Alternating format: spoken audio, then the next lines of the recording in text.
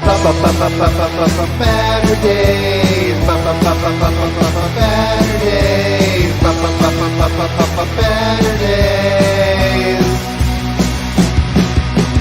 I'm the dog and the minister of comics. Talk forever, get right your ergonomics. Taking questions from the chat. With a name like that, you think they talk more about the fact. Baturdays. Baturdays. Baturdays. In the BatCave.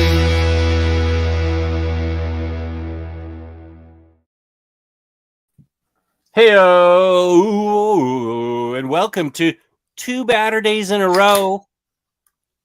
What a life to be living. Thank you, King of Goldfish. I'm Omnidog. This is the Minister of Comics.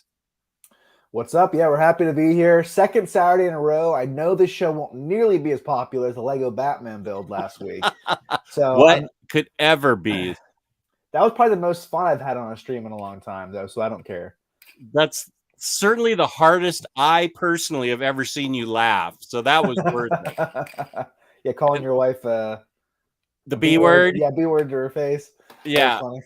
I didn't do that today on the cereal tasting. That's probably a good idea. You don't want to exhaust that joke. No. Hi again from Marcelo. He was there for the cereal tasting. Thank you, buddy. So was James. So what was the result of the cereal tasting? You think I'm just going to give it away for free like that? You got to go watch it. I guess I'll never know.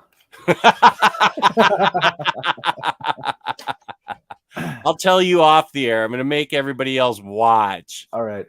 Look, Well, I saw you buy some of that cereal at Pittsburgh, so I know you've... Oh, yeah, Target. You've pretty much eaten it all before, right?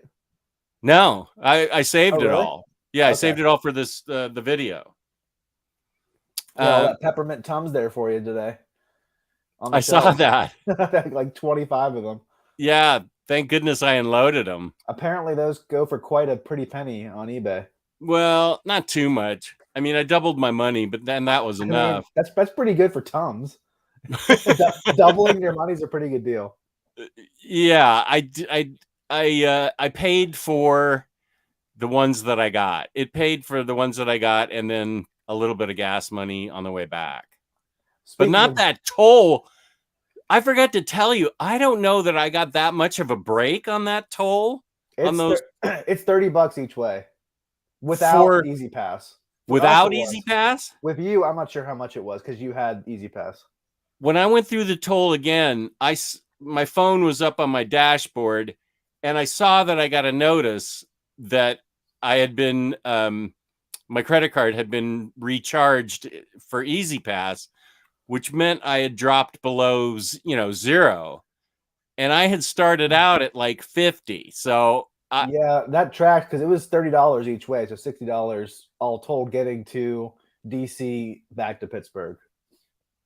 If I got a break, it was probably $25. That's an expensive turnpike. You know, it's really expensive going to Chicago from Pittsburgh. You ride the turnpike the entire way across like 3 different states. And you get hit in each state? I think it's $70 each way. Son of a beyonder. How is that? The thing is, you could have driven up here a different way, but it would have been an extra 45 minutes. Oh, well. You're wasting gas then too, so it's... I was racing against the clock so I could get your sandwich and we could get the milkshake and we could get to the honey hole. So we barely fit everything in. We did. The entire weekend. I feel like we were... You know how busy we were, everybody? Jess didn't even see my office, my man cave, and we were in my house for hours and hours and hours. That's how busy we were. That's how busy we were. Missed opportunity. I know. I can't believe that I never got up to see your office. That's how busy we were. That's how much we got done, too. Well, that's right. My fave channel. Hell yeah. Carlos, thank you so much. Let's see. Farhan's here. How you doing, buddy? Missed you on the Christmas cereal tasting. And N-Man said, oh man, I thought that cereal tasting was going to be closer to Christmas. I missed that.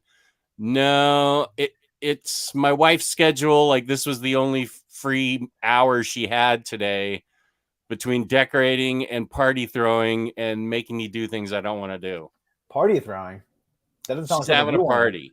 She's having a without you, right? Yeah, it's a girls' party. That tracks. I was gonna say a party, Jess. No.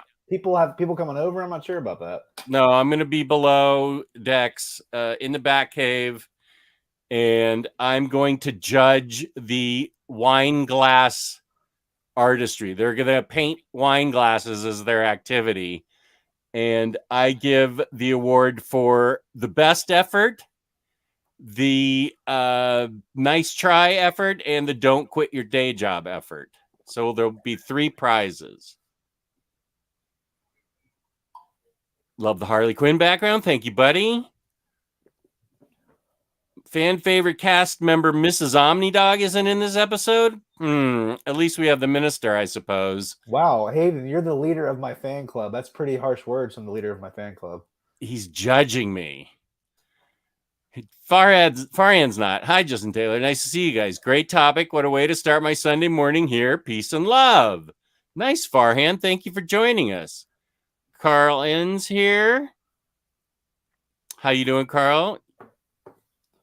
Well, I can send you the link and Man 40 if you want. It takes it takes like 12 hours for a live show to end up in your queue. So if you look up Omnidog and look down the main list, you'll see it.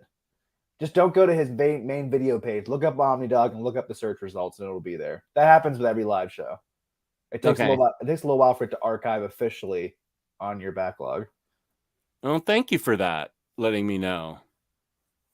All of those sound like participation trophies. The first place winner actually gets a really nice gift. The second and third place winners, not so much. I think the third place winner gets some kind of white elephant gift. Are there 3 ladies, or is it more people, but only 3 get trophies? I'm sorry. She's having 20 women over. I know if there's 3 of them, and then there's 3 prizes for all of them, or if there's it's going to be a blind judging, and I'm just going to pick out the 3 that I think, best, mediocre, and then really awful, and so those will be the trophies. So that way you're not tempted to vote for your wife or any other cute woman that's there that I really like. Oh, hey, Patty, at the top of the steps again? No, I'm in the BatCave, and she knows that's true. That probably was the worst spot to have a live show if you're trying to say anything that's a little bit controversial. She was always, every time you said something controversial, she was there. She was listening. Yeah. Here's Oxmeat. He built his Lego with us. Thank you, Oxmeat. And Jess got his finished too. I did. I finished on Wednesday. It took me an hour a bag, I would guess. 3 bags. And Crash Line came to click the like and head off. I'm sorry? And Crash Line came to click the like button and cheers, lads. Off to movie night. Well, thanks, Crash Line. Everybody, please click the like button. That's the thumbs up. If you don't like us, click the thumbs down. Whatever. We can't see the thumbs down anyway. Yeah. Doesn't matter. I have to look for it now. Yes, the thumbnail has the gingerbread house. That was my wife's decorating tip. I still can't believe that's not N-Man 40 in the picture. I always thought that was him. I always thought that was for like N-Man 2 or 3 40. years. Thought that was him. And then on your computer, we saw that it. I thought it was the Joker because he has question marks all over his vest or his coat or something. The Riddler, you mean? What'd I say? Joker? You're right. The Riddler. Yeah. And I am a little disappointed that's not N-Man 40. I'm still gonna picture N-Man 40 like this. He's in our headcanon looking like that. Yeah. Until further evidence is produced. Yeah. Bat Jesus, what's up? Sup, guys? Happy Saturday. Glad to catch the Saturday show. Fossil Croc enjoyed the cereal taste test today. Thank you, buddy. Appreciate that. Phil Duran. Oh, here we go. My favorite unfinished comics is All-Star Batman and Robin. and that's where Hamza was saying that. But I think somebody recently was saying, maybe on an Omnibros show or maybe here, that they really love that. And we don't judge here. Everybody's opinion's valid. That might not be my favorite comic, whether you're kidding or not. I think that is an unfinished comic that is a famous unfinished comic. And the interesting thing about it is that it's unfinished, but it got an absolute edition, which is really strange when you think about it. That would make me really angry to spend that absolute money on an unfinished book. I'm just surprised they did that. Yeah. It's just like, what's the point, really? Yeah. I guess it's the Jim Lee art, and Jim Lee being so high up in the company. I guess that makes sense a little bit. Andy was there. Good evening, chaps. Also loved the serial show earlier. Yeah, he was there. Oh, Max from the Netherlands. Hey there, dashing dynamic duo. There's some alliteration. And MN40 says, we can see what he looks like on his channel. I didn't know you had a channel, but I almost don't want to ruin the mental picture I have of you. I'm absolutely not going there. I want to see, you look like that as far as I'm concerned. So, William Lee bought it for the Jim Lee art. I've heard that many times from people. I've also heard something similar about, is it For Tomorrow, the Superman story that he did with Azzarello? Yeah. I know a lot of people don't like the story, but they love the art, and so they buy it for the art. I mean, Jim Lee's art is fantastic. I've always posited that Hush is only a classic because of Jim Lee's art. And that's apparently why people buy that Absolute Wildcats book that I bought. Well, to be fair, the reason why you buy Absolutes is for the art. They don't make Absolutes for books that have mediocre art. It's always excellent art for the most part. For the most part, like Swamp Thing, Green Arrow, Phil Hester art, not my favorite. That was a better story than art, I thought. I'm saying for the most part. Yeah, you're right. I'm not going to argue with you. It's pointless. You're right. I'm always right. I'm not, except for one time. I'm not joking. I think Batman is so gritty and darker than usual. I love it. That with peace and love, that's fine. Like Jess said, not here to judge. I was just messing with you. I'm not messing with you. Hamza was messing with you. Got it. Farhan has a good one. I want to get it out straight away. Morning Glory Spencer, my fave thung. He's known for not finishing his creator-owned series. He did the same with The Fix, which we both really enjoyed. That never wrapped up. That's right. There's a series called Bedlam, I believe, that a lot of people really like, but never finished. Riley Rossmo art? All of his Image books, I don't think finish. I think you're right. Ooh, Riley Rossmo art, I'm glad it didn't finish. He's one of my bottom 5 artists, I think. Yeah, you don't dig him. I want to get it out straight away. My favorite thing is Monsters. Oh, yeah. Due to health issues. And Lady Killer, Joelle Jones. That's true. Lady Killer was supposed to start again, I thought. Yeah. I thought she was starting to work on it last year. She put some art up on her page. I'm not really sure what she's up to right now. Now that Catwoman's over. I'm not sure what she's doing. After Catwoman, I stopped following her. I don't think you mean for the foreseeable future. You just meant you didn't finish Catwoman. I didn't care for Catwoman, so I stopped caring about her. Oh, wow. Yeah. That's pretty intense. Well, it was awful. Yeah, I meant because you love Lady Killer, you love her work on Batman. I thought you'd give her another pass for something else. If Lady Killer came back, you wouldn't quit reading it. No. I was gonna say. Yeah. Farhan. Whoops. Stay tuned. That will be discussed. And Fossil Croc says, that's why I'm picky with the floppies I buy. I don't want to get too invested if it's not going to pan out. That's why I feel for TV shows too, especially on Netflix. Like Cowboy Bebop was just canceled. I wasn't gonna watch it because I heard it was terrible and people didn't really enjoy it. But that happens all the time with Netflix shows, especially comic properties. That's why I didn't watch Sweet Tooth yet. Because I don't know. I know it's gonna get a second season, but Netflix is notorious for canceling after seasons 1, 2, or 3. And I don't want to have an unfinished show that I've invested time into. I am going to watch Cowboy Bebop anyway and make my own judgment. I was disappointed they already canceled it. I thought the trailers looked boss. I hope the show's like that, but I actually don't care. That's a show I'm going to watch. Jupiter's Legacy, I'm not going to watch because that just got cut right in half. I mean, if a show gets like a canceled season and there's not a good ending, I can't invest my time into it knowing it's been canceled. Yeah. Like a show like Stumptown, which I really loved, ended on a cliffhanger. It was going to get a season 2, and then COVID ruined it and got canceled. I watched that whole first season thinking it would get a second season. But if I had known, like if I was you, I know it got canceled, I would want to invest my time into it. But everyone. Oh, you don't think I should watch it? I would just be so annoyed that it ends on a cliffhanger and it's never going to finish. It's definitely a great show. Yeah. And it definitely has cool episodic elements. It's like an old school procedural like the Rockford Files or Columbo. But unlike those shows, there is an overall narrative to the season. Yeah. And there's a huge cliffhanger at the end that's not going to be solved. And that's what bums me out.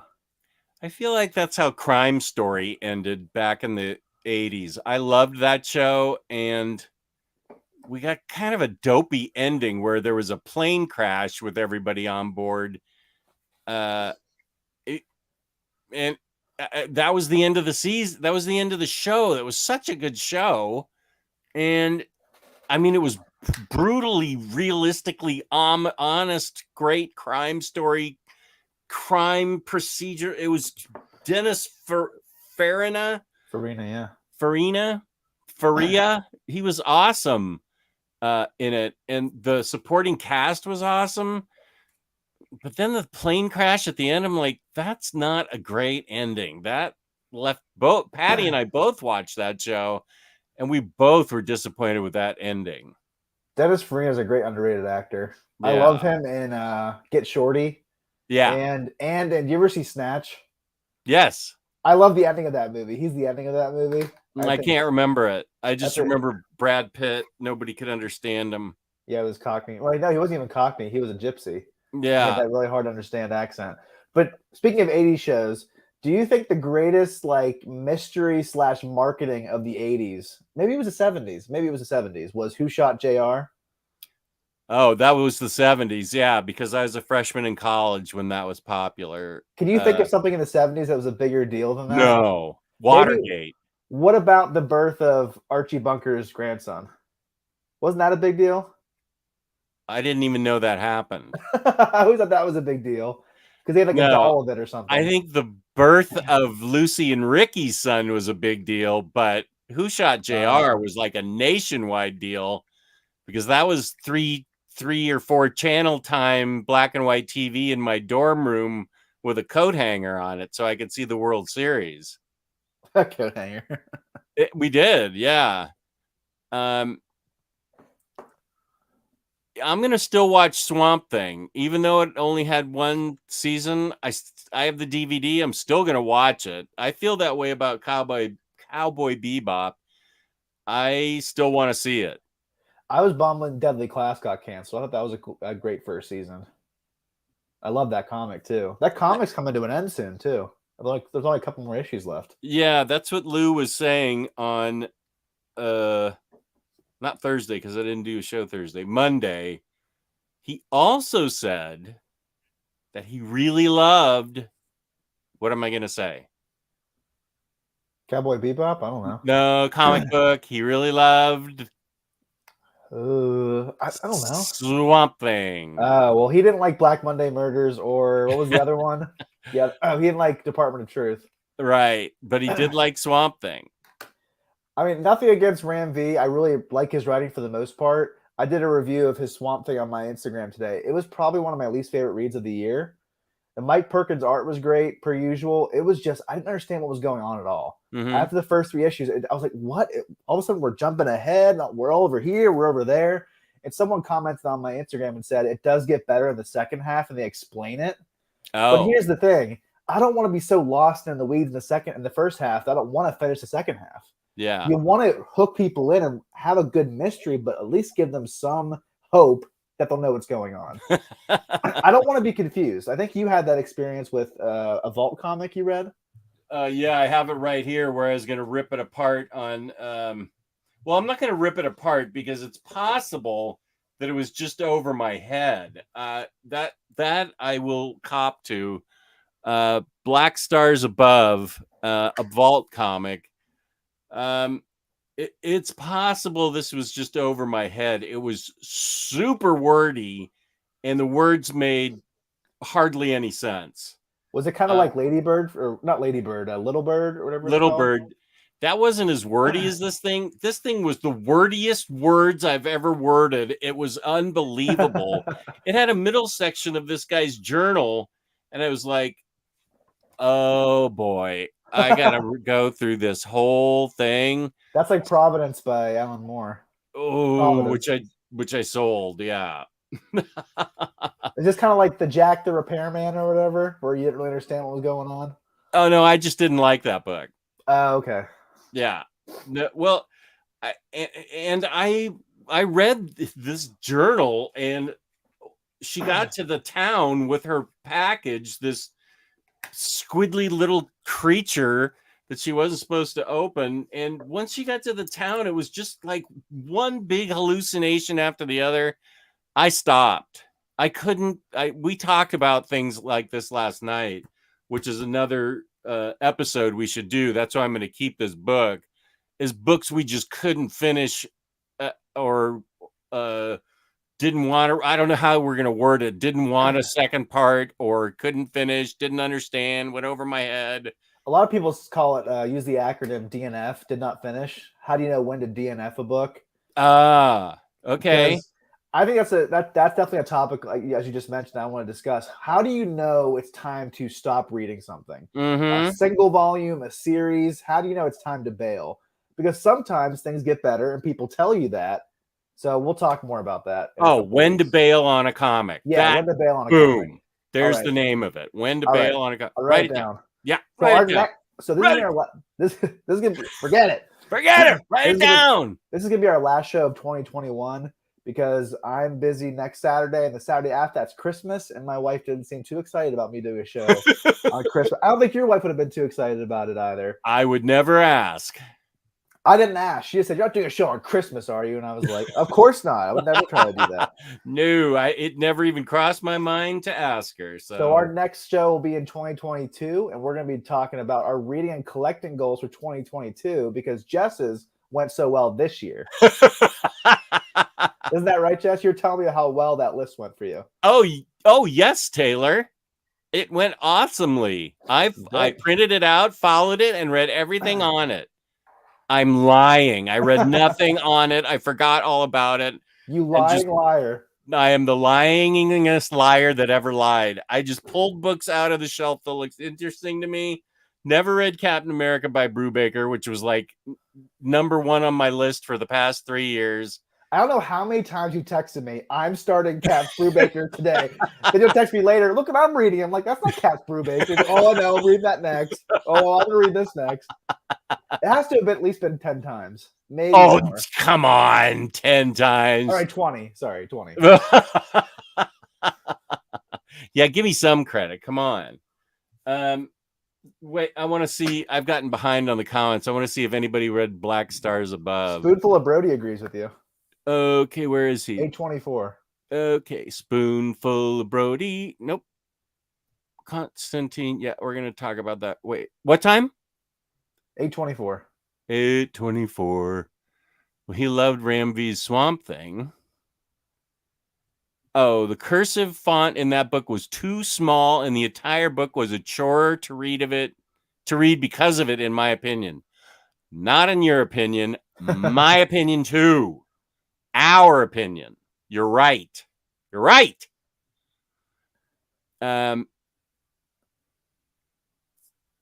This is totally true. Coat hangers, UHF, and VHF dials on TV without having to get up to change the channels.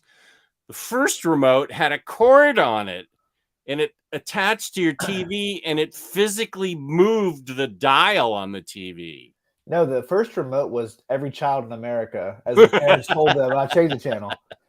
Well, think about how many more shows were watched because people didn't have remotes back then. They're like, I don't want to change the channel. They just watch it. Nowadays, you can change things and like stream anything you want.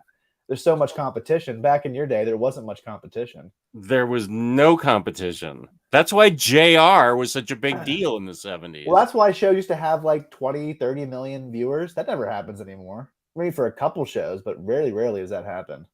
Right. Yeah, you're right.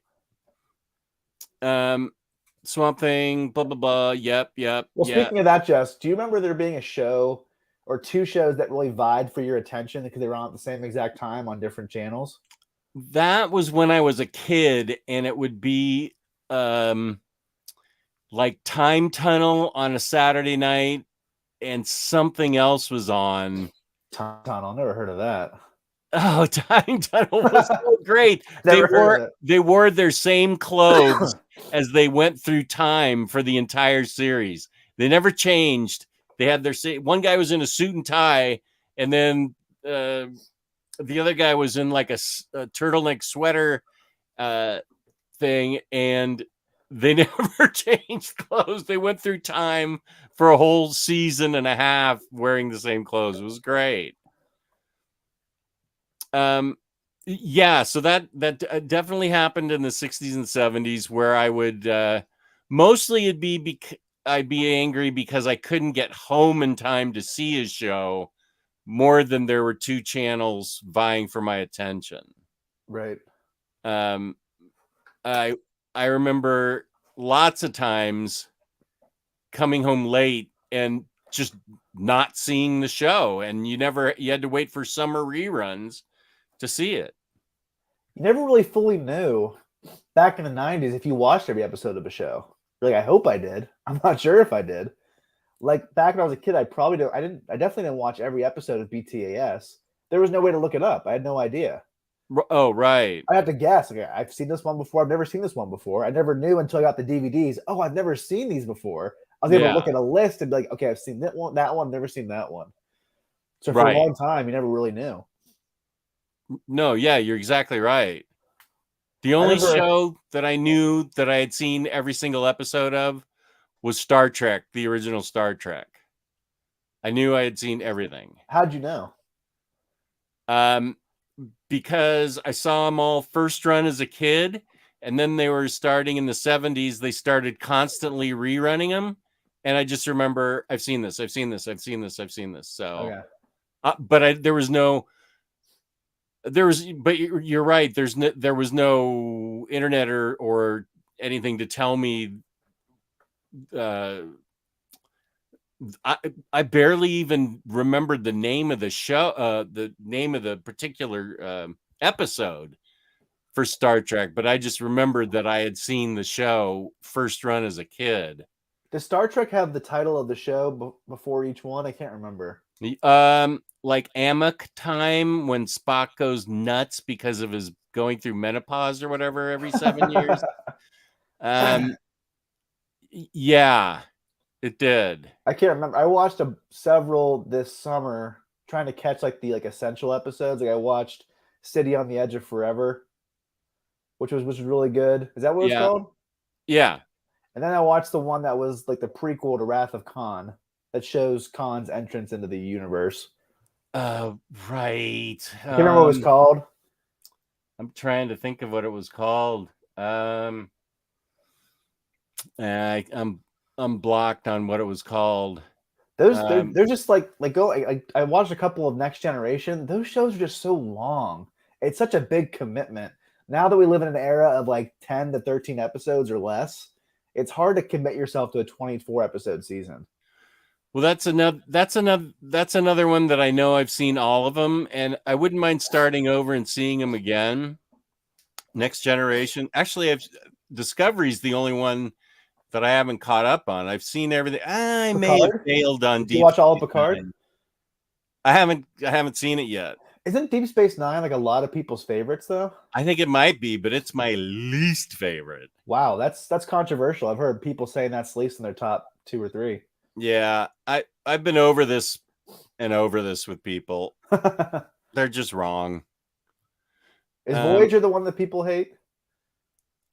Yeah, Voyager and Enterprise. Enterprise, I think, is probably the least popular, and that I loved Voyager, but lots of people didn't. Is Enterprise the one with the guy from Quantum Leap? Yeah, that's what I thought.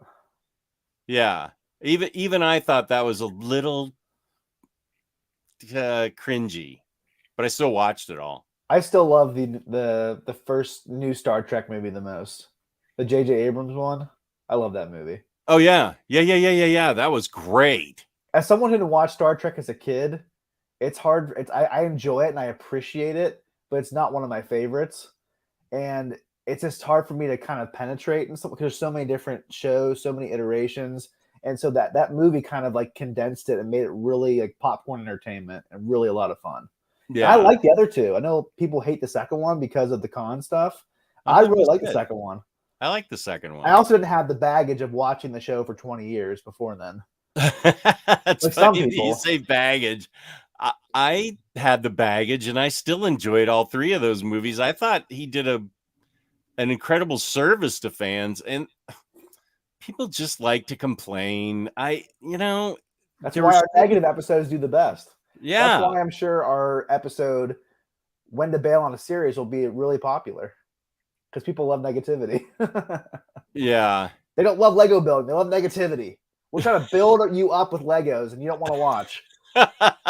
Our true fans watch that show though, Jess. I hold on to that. Oh, we had some people that watched the whole thing. Yeah. We had Marcelo. We had Oxmeat Pete. We had someone who watched it after the fact, all 2 hours and 45 minutes. Those are the real fans. Yeah, he got fan of the year, that one. Here's a question for us. Have either of you ever checked out Image's God Complex Dogma?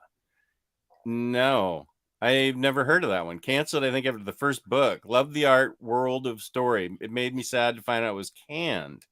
Is that a Jonathan Hickman book? God Complex. He did...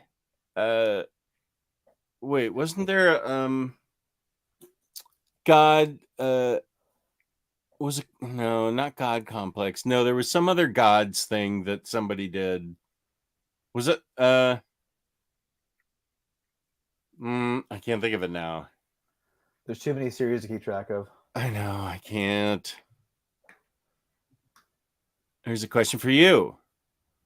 I have never read it, but I do want to watch the show. I've heard that Doom Patrol isn't the most accessible Morrison, but it's nowhere near the level of Invisibles or The Filth. Or Nameless, which is Jess's favorite. That was one I should have bailed on. What was your least favorite, The Filth or Nameless? Was there one that left you more confused? I bailed on The Filth. I had to get a internet companion to help me through Invisibles, and Nameless. Afterwards, there were a bunch of books I was supposed to read to understand Nameless, and I said, forget it. I'm not reading these books. Forget it. So I can understand the book I just read. Give me a book I can understand with the book. Don't give me a bunch of homework. Yeah, Nameless was not my favorite Morrison book. Did you finish Invisibles? With the help of that what did you think? Compendium, I would have been lost without the compendium. I don't know. It's very complex, and he's going for an awful lot of ideas there that have to do with all kinds of different things. So I mean, I'm lost talking about it without the compendium. I mean, it was just a difficult read, even with the compendium, but I thought it was worth it. As far as The Filth goes, that was impenetrable for me. I don't know what he was. There's a really interesting documentary about Grant Morrison for free on YouTube. There's a guy who did one on him, did one on Warren Ellis, and one on Neil Gaiman. All three of them are really good. Oh, and he talks about his writing of the Invisibles and how he started doing drugs and going to these underground clubs and trying to be the main character of that series. I forget what his name is. He's the bald guy. I can't remember what his name was in that book. I can't either. He literally tried to put himself within that character. He's a very interesting person. Yeah. I know Gabe spent time with him back in like 2013 or something. But yeah, no, I don't. The only books I like from him are the ones that are accessible. Yeah, well, I am reading Klaus right now, and those are easily the most accessible and most fun books from him, besides New X-Men. Or All-Star Superman. I just reread that, and I loved it even more the second time. Yeah. I mean, it's a pretty heady concepts, but I never felt lost. It definitely would be helpful to have a decent back knowledge of Superman. His Batman is also difficult, but it's nowhere near some of his other books in terms of complexity. Right, but it's not a book for new Batman readers. No, it's mainly the first half of his run. No, the first fourth of his run is the hard part. Yeah. Once you get past R.I.P., Batman Incorporated, Batman and Robin, that stuff's pretty easy to understand. But Batman Inc. Batman R.I.P. is the one that's kind of hard for people to wrap their minds around. Yeah. Klaus is his most accessible. Joe the Barbarian. Barbarian was accessible. We Three. Yeah. Klaus is very straightforward, though. There's no hidden meaning to me. There was no hidden meaning in it. It was just the story of how Santa Claus got started as a bearded swordsman and everything. And I haven't read the third book, but I've read the first two, and I'm going to read them all right after Cat by Brubaker. I'm sure no, it's Christmas season, so I do want to read Klaus. To me, that's the most straightforward and understandable. I thought his New X-Men, which I just read for the first time this year, was very understandable. I was never confused at all. It was really the book that got me into X-Men. The only downside of that run is really the inconsistent art at times. Frank Quitely was great. Phil Jimenez was great. But Iger Cordley, man, that guy... Whoa.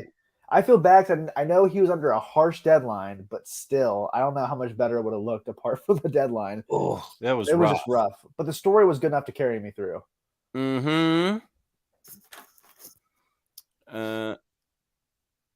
Speaking of, this is correct. This is the first one I ever saw. A Christmas episode. Oh, here's some good ones. Copperhead. That makes me so unhappy. The Copperhead hasn't been finished. 4 books, and it's still either not going on. That is awesome, Daniel. I forgot about that. I love the heck out of Copperhead, and it never finished. Southern Bastards, I think it's getting a second hardcover, but I have no idea where it is. That hardcover has been solicited for years. Yeah. Keep pushing it back. I think I follow Jason Aaron, his newsletter, and I think he was saying they want it to come back hopefully someday. The really hard thing is Jason Latour, because he caught a hashtag. And that's right. I just don't know that's going to get finished, or they'll bring on a different artist. That's challenging because they're both creators. They're both owners of it. So I'm not sure how that's going to work. I love that series so much. That's a great book. Yeah. I loved Invisible Republic too, but but Copperhead was one of the best things it was one of the most fun and enjoyable books I've ever had the pleasure of reading. Copperhead it was so fun. It's kind of like a sci-fi Western, right? Yeah. Okay, Justin Taylor. Here I am in my in my Sylvester McCoy costume for Halloween 2008. Now we know what he looks like. Except I can't see it because I'm on my laptop, and he looks just like the guy that's normally him. Okay, I'm Man 40. I'm still going to pretend like you're the guy, the 7th Doctor. Yeah, you still look like the other doctor, the Riddler doctor. I definitely don't want to know what Psycho Cleveland looks like. I want that to be a mystery forever. Someday we're going to have him on. But we're both on our deathbeds. We can have him Skype in. And that will be the last episode ever. We'll have him on, and we'll say all the words to get us canceled, or he will, and it'll just be bedlam. I want to have him on. He has to talk in all caps. He has to scream the entire time he's on. That's cool, Andy. I liked a lot of Deep Space Nine, but there are a lot of parts of it that just drove me nuts. Well, there's the controversy of, was Deep Space Nine a ripoff of Babylon 5? Because it's about a space station, and they got a hold of the script and things like that. Because I read it in JMS's biography. Oh, so basically, I think there was even a lawsuit, maybe. I can't remember, but there was a lot of it. Like, yeah, it was definitely ripped off of Babylon 5. Oh, I've never watched either, so I can't comment. Lazarus. It's still coming out. They're doing quarterly issues, but I've heard Greg Rucka say that he's having a hard time with the current issue right now. He's writing the current issue for 4 months and isn't able to crack it yet. Uh-oh. Writer's block? I don't know. That's not good. I love that series. That's probably my favorite ongoing besides Reckless.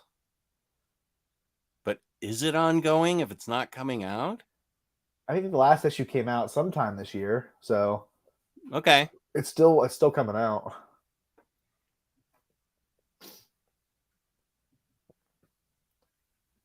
Did you ever watch that show? I haven't. Is it I mean, is it serious? I always think of Seth MacFarlane as, I mean, he's very talented, but I always think of him as a comedian.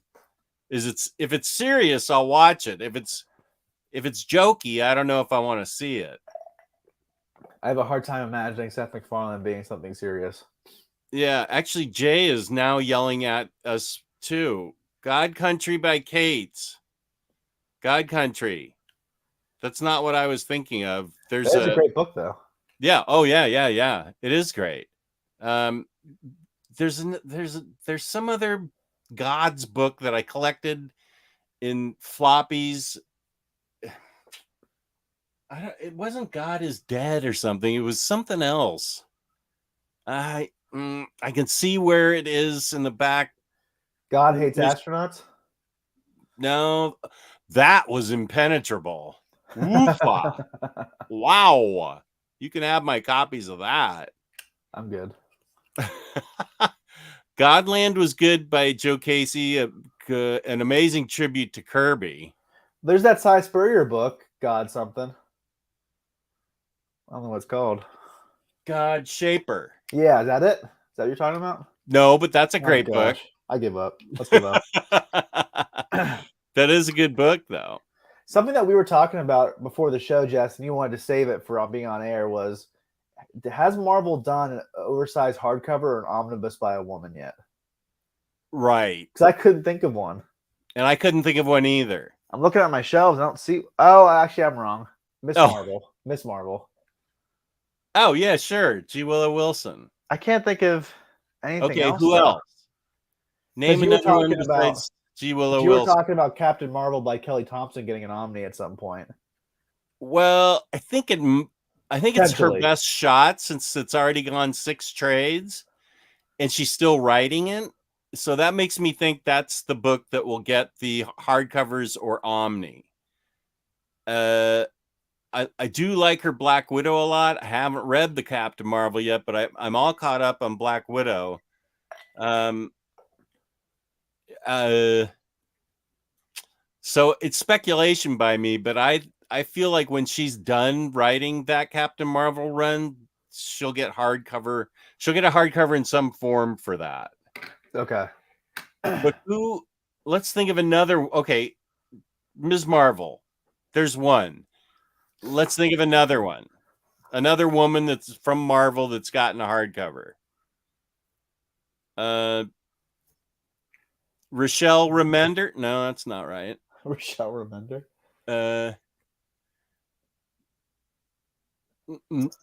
No. I can't think of any.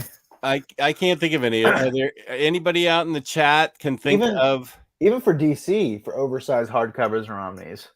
Oh, wow. I'm really far behind here. I'm going to grab some more water so you can answer some of the questions. I'll be right back. I need something to drink, too. I'm dying of thirst.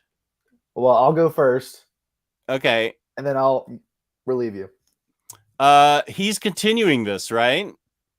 Yeah, so the most recent trade, I think, came out earlier this year. they're just taking a long time between arcs. That's kind of Greg Rucka's MO with his creator-owned stuff. I'm still waiting for the 5th volume of Stumptown because there's more story there. Mm. And he told us in our interview last year that they're planning the 5th story. I'm sure COVID kind of wrecked a lot of stuff. Yeah. So it's hard to say, but I really hope Stumptown comes back because I really love that series. Black Magic and Lazarus are my 2 favorite Rucka books. And don't say any other Rucka books because I've made my choice. I'm allowed to tell my favorite. Well, yes. But don't try and convince me of something else. Oh, gosh. Lazarus is definitely my favorite. Good. Let's stop there. Jeez, if you only let me think for myself. No. I can't think for myself? No. All right. Sounds good. All right. I'll be back. Good. I'll think for leave? you. Am I allowed to leave? Yep, please do. Okay. I'll talk for you.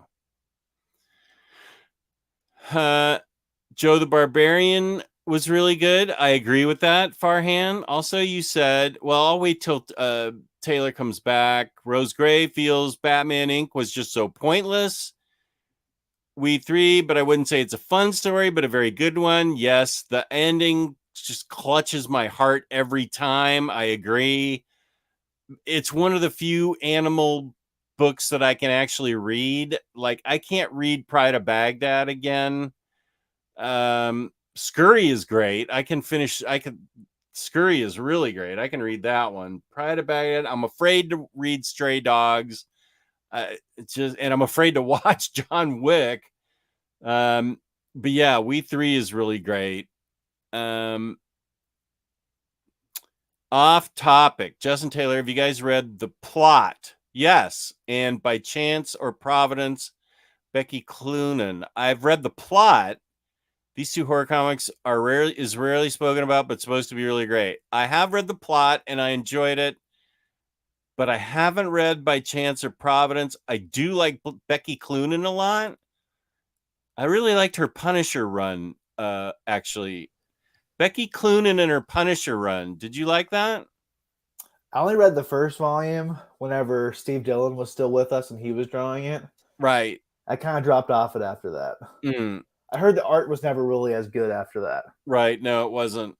It's hard to beat Steve Dillon on the Punisher, but I heard it wasn't even like one. It was like C-level artist, basically. Yeah. So have you read The Plot? I haven't read anything else by her, to be honest. Okay. What was her big Image book, Southern Cross? Yeah, I think so. Did that ever finish? I don't know. I own 3 of them and I haven't read them, I think. 2 or 3. I just can't imagine like starting a creator-owned series and not finishing it unless it was like health issues or it didn't sell. I can't imagine just being like, I'm not going to finish. That would just bug the crap out of me. Yeah. Spoonful of Brody with a strong opinion here. I should have bailed on Sean Gordon Murphy's Punk Rock Jesus. I finished it, but it was probably the worst comic I've read, to be honest. That's one I'm not allowed to read. Right. You can't. Yeah, Southern Cross did not finish, Daniel K. said. Oh, okay. Where am I? I'm so far behind. Oh, I wanted to, yeah. Farian says, shout out to George Perez. Legendary artist, writer, and more importantly, just a great guy. I just wish him all the happiness in the world and may God be good to him. But it's very well said, Farian. 2019, he was supposed to be at Baltimore Con, which is the whole reason I went. That's when Omar went with me and his wife, and George Perez had to cancel because of the beginning of his health problems. And I thought, now I'm never going to get to meet him. And I was right. I wanted to meet him so badly. I think he wants to do one last con, I think he said. I think so, yeah, but it's not going to be Baltimore. or Awesome Con. Yeah. When you see him imitating the famous Crisis on Infinite Earths cover, Superman holding Supergirl, and he's holding, have you ever seen the picture with him holding some fan in his hands? He's got his arms out and he's crying out like Superman. George Perez is, with the fan draped across his arms. Anybody that would do that has to be the greatest person ever. He's got to have a super great sense of humor. I really remember him from I remember seeing him on Comic Book Men He was on an episode where one of the guys had lost his entire collection in Hurricane Sandy, and he was trying to rebuild his collection. And they went to George Perez and asked him to do a Wonder Man sketch for their friend because he loved Wonder Man the best from DC. Oh, and he personally brought the sketch to the shop and signed it for them and stuff. He was a really nice guy. That's great. Comic Men is something that I bailed on. I got tired of those guys, so I never saw the George Perez episode.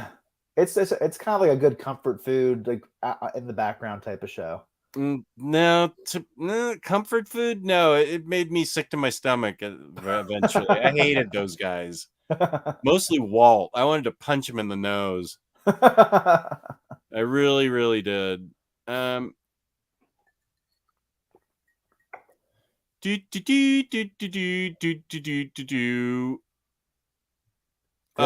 anybody give us a good answer about OHCs or Omnis by women? No. We need an Ann Nocenti Daredevil Omni. I agree with that. I'm surprised that hasn't happened yet, to be honest. I am too. I think Captain Marvel from 2006 or Captain Marvel by Kelly Sue DeConnick might come out in Omni form first. I disagree. Don't you hate that book? No, Lou is the one that hates that book. Oh, okay.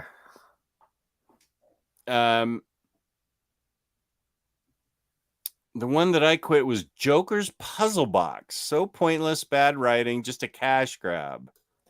That was the one you loved the cover of when we saw it at the LCS.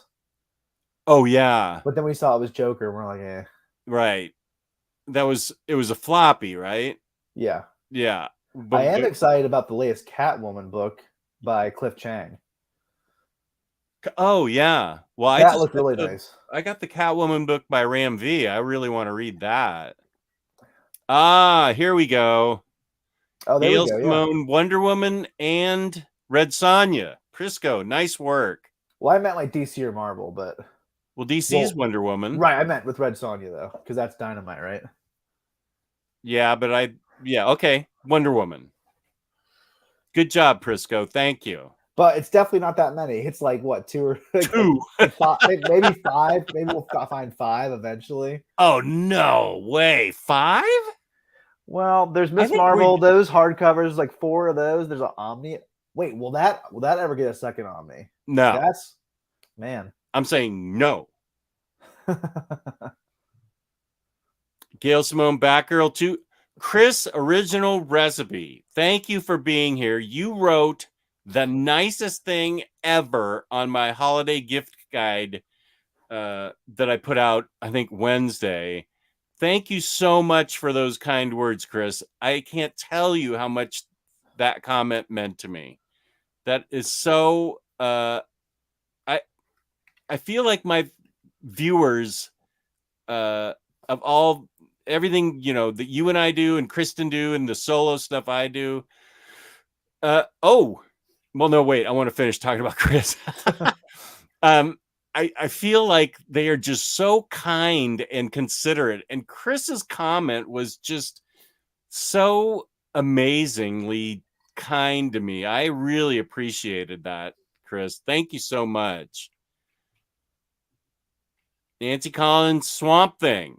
So we're up to 5, I think. What's that? We're maybe up to 5. 4, maybe 4. Are we counting Gail Simone's Batgirl and Wonder Woman as 2? Yeah, then we're doing we're doing Miss Marvel Omnibus. Yeah. And there was the hardcovers of it too. That counts. What was the other one? Of Miss Marvel. Wonder Woman, Batgirl, Ms. Marvel, Nancy Collins, Swamp Thing. That's 4. Kelly Sue DeConnick has had standard size hardcovers for Aquaman. Does that count? No, we all know oversized hardcovers are different, Jess. Okay. We all want that the most. I agree with that. There's a certain prestige that goes with oversized hardcovers. I totally agree with that. Thank you, Chris. Thank you. Ooh, wait. What about Hayden just said Amanda Connor's 3 Omnis of Harley Quinn. Oh, yeah. Even though it was co-written, yeah, that's 5. Very good. The point is, there's not many. Well, I think we did well to come up with 5. We didn't really do very much, but sure. Oh yeah, we just asked the chat. Our viewers came up with almost all of them. Right. Okay, now you can look at questions because I'm dying of thirst. I'll be right back. And we should start the topic here soon. Yeah. We're almost at an hour. No, I'm not saying, Roberto, I'm not saying that Marvel's being sexist or anything. I was just saying it's just interesting observation. Just trying to figure out how many hardcovers from either company are from women. It's not many. I agree with this, and I'll believe this when I see it, but you're right. I never even heard of that writer before. I've only heard her writing Doom Patrol, but okay. It's a run that I want to read. All right, guys. So I'm going to try to vamp while Jess is away. Yeah. So let me know if you have any questions or anything. I'm looking back at the chat, and Tiago asked if they didn't finish Saga. They are coming back to Saga. I think it's coming back pretty soon. That was a long hiatus, which is really painful because it ended on a huge, massive cliffhanger. And I'm really excited to read the upcoming volumes, even though it's going to take forever till we get another hardcover because they're only halfway through the series. I think there's 54 issues right now. So there's going to be another 54 issues. This won't be done for years and years and years. I'll probably be finishing the last issue of Saga when I'm in my 40s, basically. I can't imagine it finishing much more before that. Yeah, you might be right about Louise Simonson being credited as an author, an omnibus or two. I'm not really sure, but you could be right about that. Chris' original recipe. I'll have to ask Jess about that when he comes back because I don't really have any Walter Simonson omnibus. I don't have the Thor omnibus. I think Jess got rid of that recently, though. So I'm not sure. Are we talking about Louise Simonson? Yeah, Chris said she might count because didn't she co-write some of those stories? She did, and Louise Simonson also. Louise Simonson. I don't have Death and Return of Superman, but I feel like Louise Simonson was pretty important on the Death and Return of Superman too. Breckers. Is that your favorite now?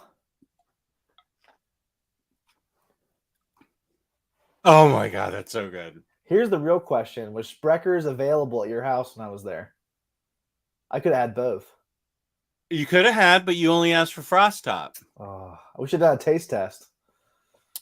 My all-time favorite is Dominion root beer. Never heard you talk about it before. That's because it that's because it's hard to find. It's a very small, from a beer brewing company, Dominion Beer in Virginia. And they also make their root beer with honey in it. It's sweetened with honey. Holy guacamole. It's so good. So it's that, Spreckers, Frost Top, and then Barks. Don't ever associate me with Bark ever. Diet Bark. I'm sorry. How dare you, sir? How dare you? Almond Bark will be your fourth favorite. That's true. Does Saga have a compendium from Image? What is it about?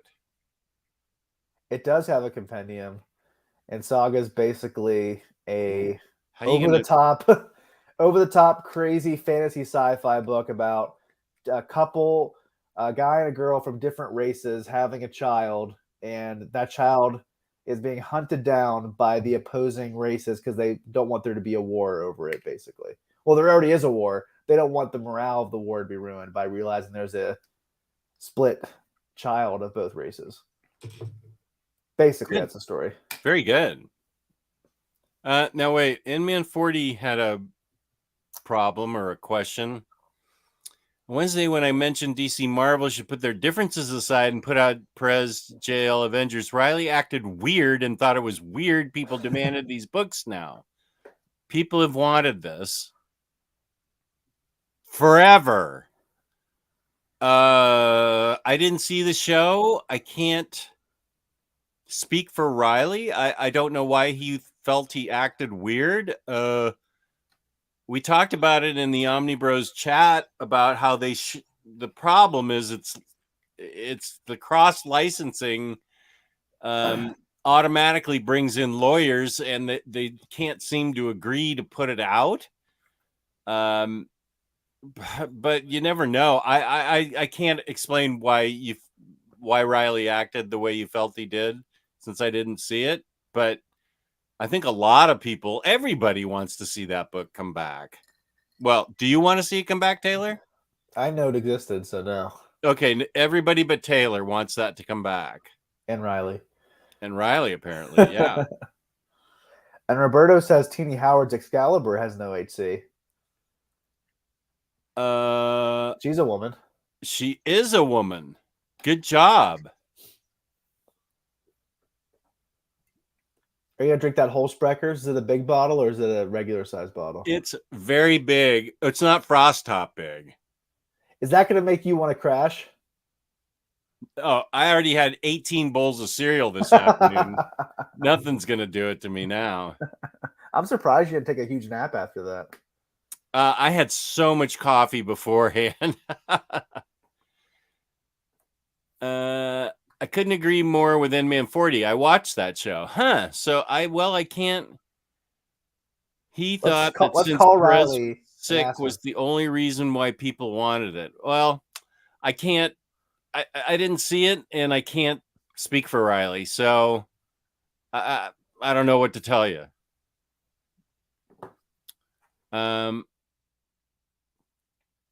Let's see. Oh. Should we start the topic now? Yeah. We've answered an awful lot of questions here. We'll obviously get back to tangents and questions. Oh, yeah. Well, this is right. Joker Harley's one of my favorite books of the year, Criminal Sanity, and it has an OHC. So then I guess Harley Quinn and the Birds of Prey also counts, but we already talked about that. Yeah, okay. That's true. That's one of my faves. I never even thought about that. Okay, let's go. I was admiring my DC shelf. My Lego Batman, Batmobile, and my Swamp Thing make it look so much cooler now. Oh, that Swamp Thing is delayed from Amazon. You want to see it? Go ahead, rub it in. All right. Ooh. Wait, so you're waiting. Wait, are you not getting the GameStop one anymore? Was that canceled? I am. No, it's on its way too. So you're getting both? Yeah. Oh, I thought you were just getting one because you didn't have enough room for both. I don't have enough room for anything. That's true. But look how huge this thing is. Yeah. My head is big. It's bigger than my head. Put it next to your head. It is bigger than your head. That should be on the box. Bigger than your head. Whenever I lived in Louisville, Kentucky, there was a burrito place, and that was like their tagline. Burrito's bigger than your head or something like that. Did you ever get one? Yeah. Was it good? It was good, but it wasn't bigger than my head. Oh. My head's bigger than most people's head, so. Oh, okay. It was probably bigger than my wife's head. Mm. All right, time to get started with the topic, and we'll drop by 20 viewers, but it'll be fine. That's true. But we'll get back to questions, and you're free to ask questions during the topic and add in your 2 cents. Yes. So, Jess, we can go on tangents at any point. Well, Jess, let's get started with your first choice of comics that were canceled or canceled too soon or unfinished. Well, this was a book that got canceled, and it was finished, but it was a rush job finishing it. And it's iZombie, and it's got a really cool cover. There you go. Can you see the eyes are kind of weird there? Did you ever watch the TV show? I have not. It's supposed to be. Yeah, I'm whelmed by this. I'm neither underwhelmed nor overwhelmed. You're right. I'm whelmed. This was so much fun and so great. It had Mike Allred art that was great. I mean, I think probably everybody knows iZombie by now. Gwen Dillon is not the girl she used to be. She died once, but it didn't take. Now her best friends are a ghost girl and a were-terrier. and you thought your life was complicated. She's got to eat brains and goes to the graveyard and has undead friends. It was a masterpiece of writing and art, because you have to be a fan of Mike Allred's art. Let me move this because I keep running into that. I don't see how you can't be a fan of his art. Well, I think I know some people aren't, but yeah, Jess, we live in a world where some people don't like Alex Ross, so anything is possible. I don't see how that's possible, but anything's possible apparently. Okay, I don't know what to say about that. That'll take me on a new tangent, but this thing got canceled, and so they rushed like 10 or 12 issues worth of tying up all the storylines into the last like 2 or 3 issues. And so you read the first, how many issues is this? I feel like it's 30 issues. I feel like it was 30 issues. Why am I pretending? Oh my gosh, there's a table of contents? Okay, there's 28 issues. Wow, this is a real, I forgot, this has a real table of contents with page numbers and everything. So there was 28. Oh, it's pounding hail outside. There was 28 issues, and then it goes to 24, and then it's called The End, Part 1, Part 2, Part 3, Conclusion. So 25, 26, 27, 28, they jam 10 issues worth of tying up material into a very rushed ending that tied up the storylines, but was very unsatisfying. It was you could tell it was rushed. It felt rushed. I didn't even know it was canceled, and it just felt rushed. And then I found out afterwards when I read it in floppy form first, and then I caught up and found out it was canceled. It's a wonderful, charming, different, beautiful, brilliantly written and illustrated book. And why they couldn't just let them finish it out. I mean, you didn't have to cut the legs out from under it. I guess we're lucky that they didn't pull a Batwoman on us and just stop the series. But this should have been given a proper ending. I'm pissed. Do you think I would enjoy that? Do you think I would enjoy that series? Yeah, I mean, it does come to an ending, and you can just say this feels rushed. But I still love it. It's still one of my favorite books. It's on Amazon for $49. Really? For a new copy. It's a $75. That's pretty good. Cover price. Yeah. I love Mike Allred, and I want to check it out. Well, I think you'd really like it. It's fun. It's fun. Well, if Mike Allred's involved, it's going to be funky and different and interesting and weird. And it's all those things, but it all makes sense in a sort of corporeal, weird graveyard way. And it's just really fun and interesting. I loved it. Did you ever read his other Vertigo series, Art Ops? No. Okay. Ops. That came out during the same wave/initiative as Clean Room and Unfollow. There's like 2 or 3 volumes, I think. Oh, Art Ops. Clean Room's another one that I felt didn't really get a proper ending. It was supposed to be like a 60-issue Vertigo series, kind of like Preacher and Why the Last Man, but it wasn't selling well. That's why they moved John Davis Hunt from that title to the Wildstorm. So it got, at least they both got endings. But still, you could see the wheels turning in the background. You can kind of see how they have to rush to get there. Right. That's not great, but at least they got to finish. And Clean Room is one of my favorite books, and that had a choppy finish too. But you kind of spoke to this one already. My first choice, I kind of have 2 combined, but one is the Batwoman stuff. And I think a lot of people think of J.H. Williams' run not wrapping up because of DC's no marriage policy. But Greg Rucka also didn't get to finish his major story because he left because he had a big fight with DC at the time, and that's when he finally just gave up and left. And he left in anger. I think, and there's a lot of issues going on behind the scenes. I think he kind of was upset that J.H. Williams decided to go on without him.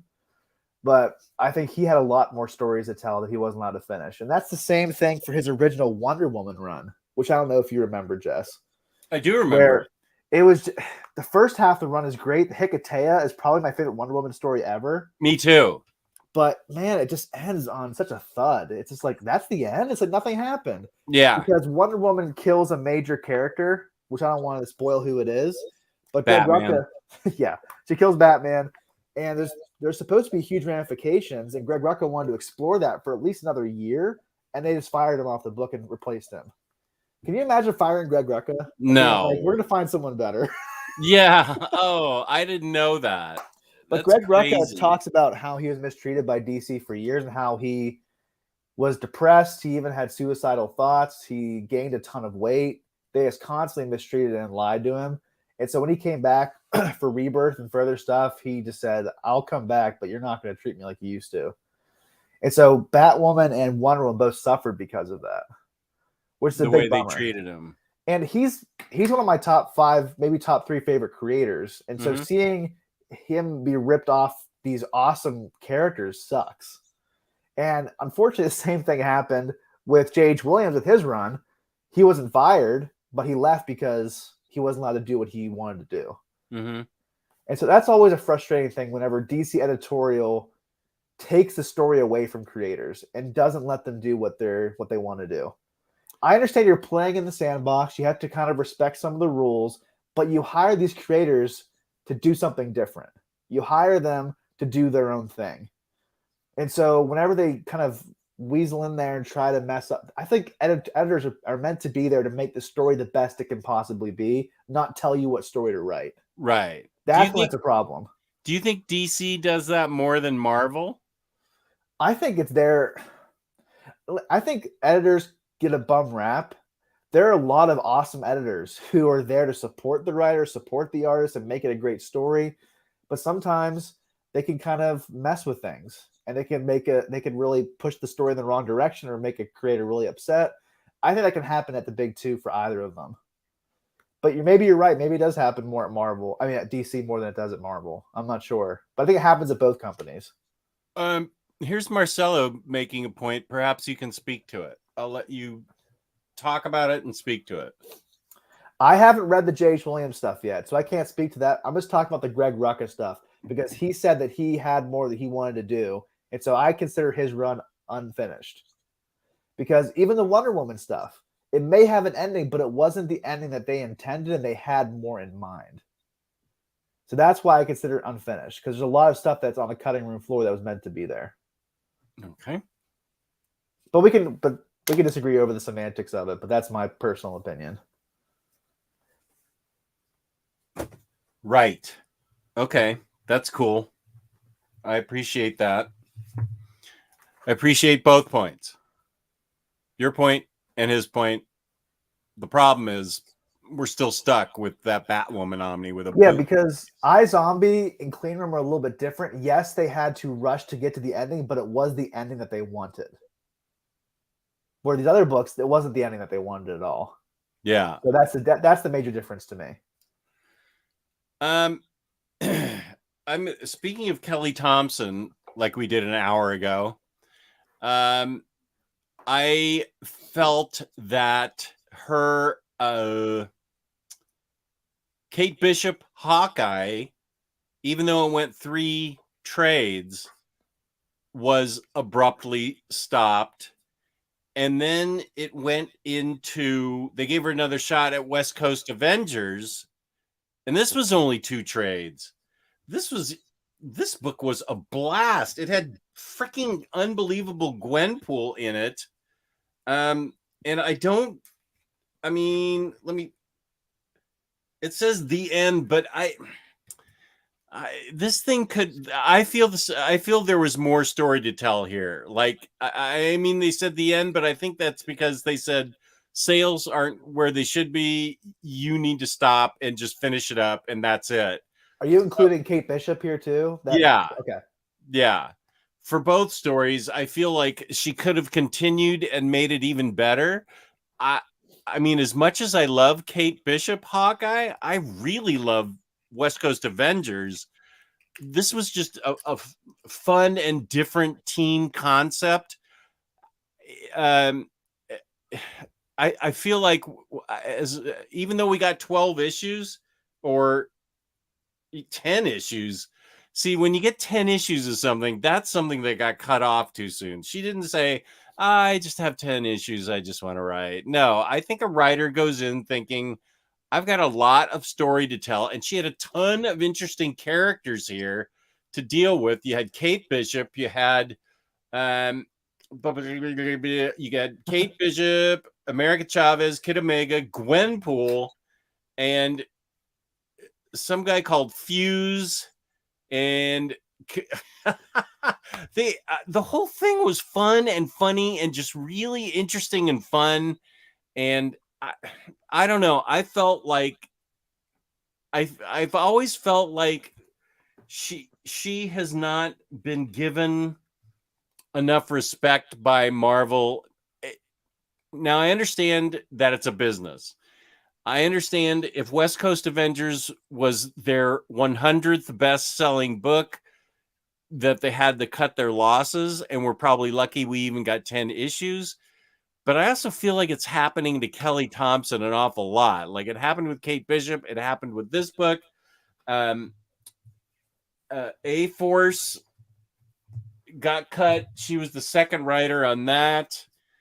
A-Force was another team book that came out of Battle Worlds, which was started by G. Willow Wilson, and then had Kelly Thompson on it. And yeah, we have 3 trades of this. We haven't even heard from Singularity since then. It ended on, come back to his Jen. She eventually came back, of course, but this was another really well-written team book. There was a bunch of powerful single. It was a bunch of powerful women that were strong protagonists.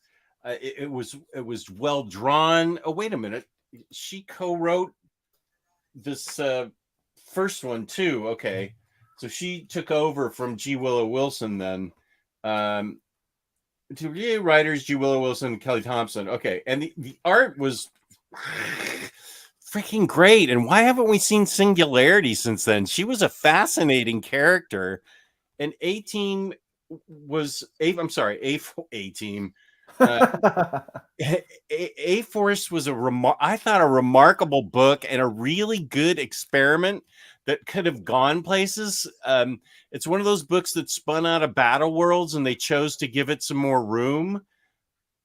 Again, I'm grateful that we got what we got, but these characters worked well together. It was an interesting dynamic between them. Their how they work together, what they everybody's personality was given a chance to shine through. Somebody didn't dominate more than another. Everybody was given a chance to take the spotlight here and there, and it gave you a whole reason to care about each character. Which is what I really care about in comics. Is besides having fun, I want a reason to care about the characters. Like Black Stars Above, I could care less about that character. I don't even know what happened to her because I quit the book. That's how I thought about Swamp Thing by Ram V, because there's a new avatar for the Swamp Thing for the Green. It's not Alec Holland. I was like, who is this guy? What's his backstory? They give hints. I'm like, I have no idea what's going on. I don't care about this person at all. As opposed to Kate Bishop by Kelly Thompson. I recommend that series, like Jess just talked about already, that he loves it. For anyone who loves the current Hawkeye show, because I think it's a fantastic series, and you even care about all of her friends. They weren't even superheroes. It was like 3 of them, I think. Yeah. I liked all of them, which is hard to do in like 12 issues, I think it was, 14 issues. Yeah. And I was so bummed. I think I gave that a 7.5 on Instagram because I was like, it was so rushed at the end. I felt so bad for her. And it wasn't a shot at her. It was just, there were so many stories left on the cutting room floor. And that would have been a really great series if they allowed it to finish. And I think Travis Gilmer pointed out that her Deadpool was also really short. Was that King Deadpool? I'm not sure. I've never read it. I hadn't. Wait a sec. Let me look here at my Skinny Marvel trades. That's surprising to see any Deadpool book end soon or get canceled. I feel like Deadpool always gets a lot of rope. Yeah. Was that King Deadpool? Because I feel like, yeah, that was just given a couple issues. I'm sorry, a couple of trades.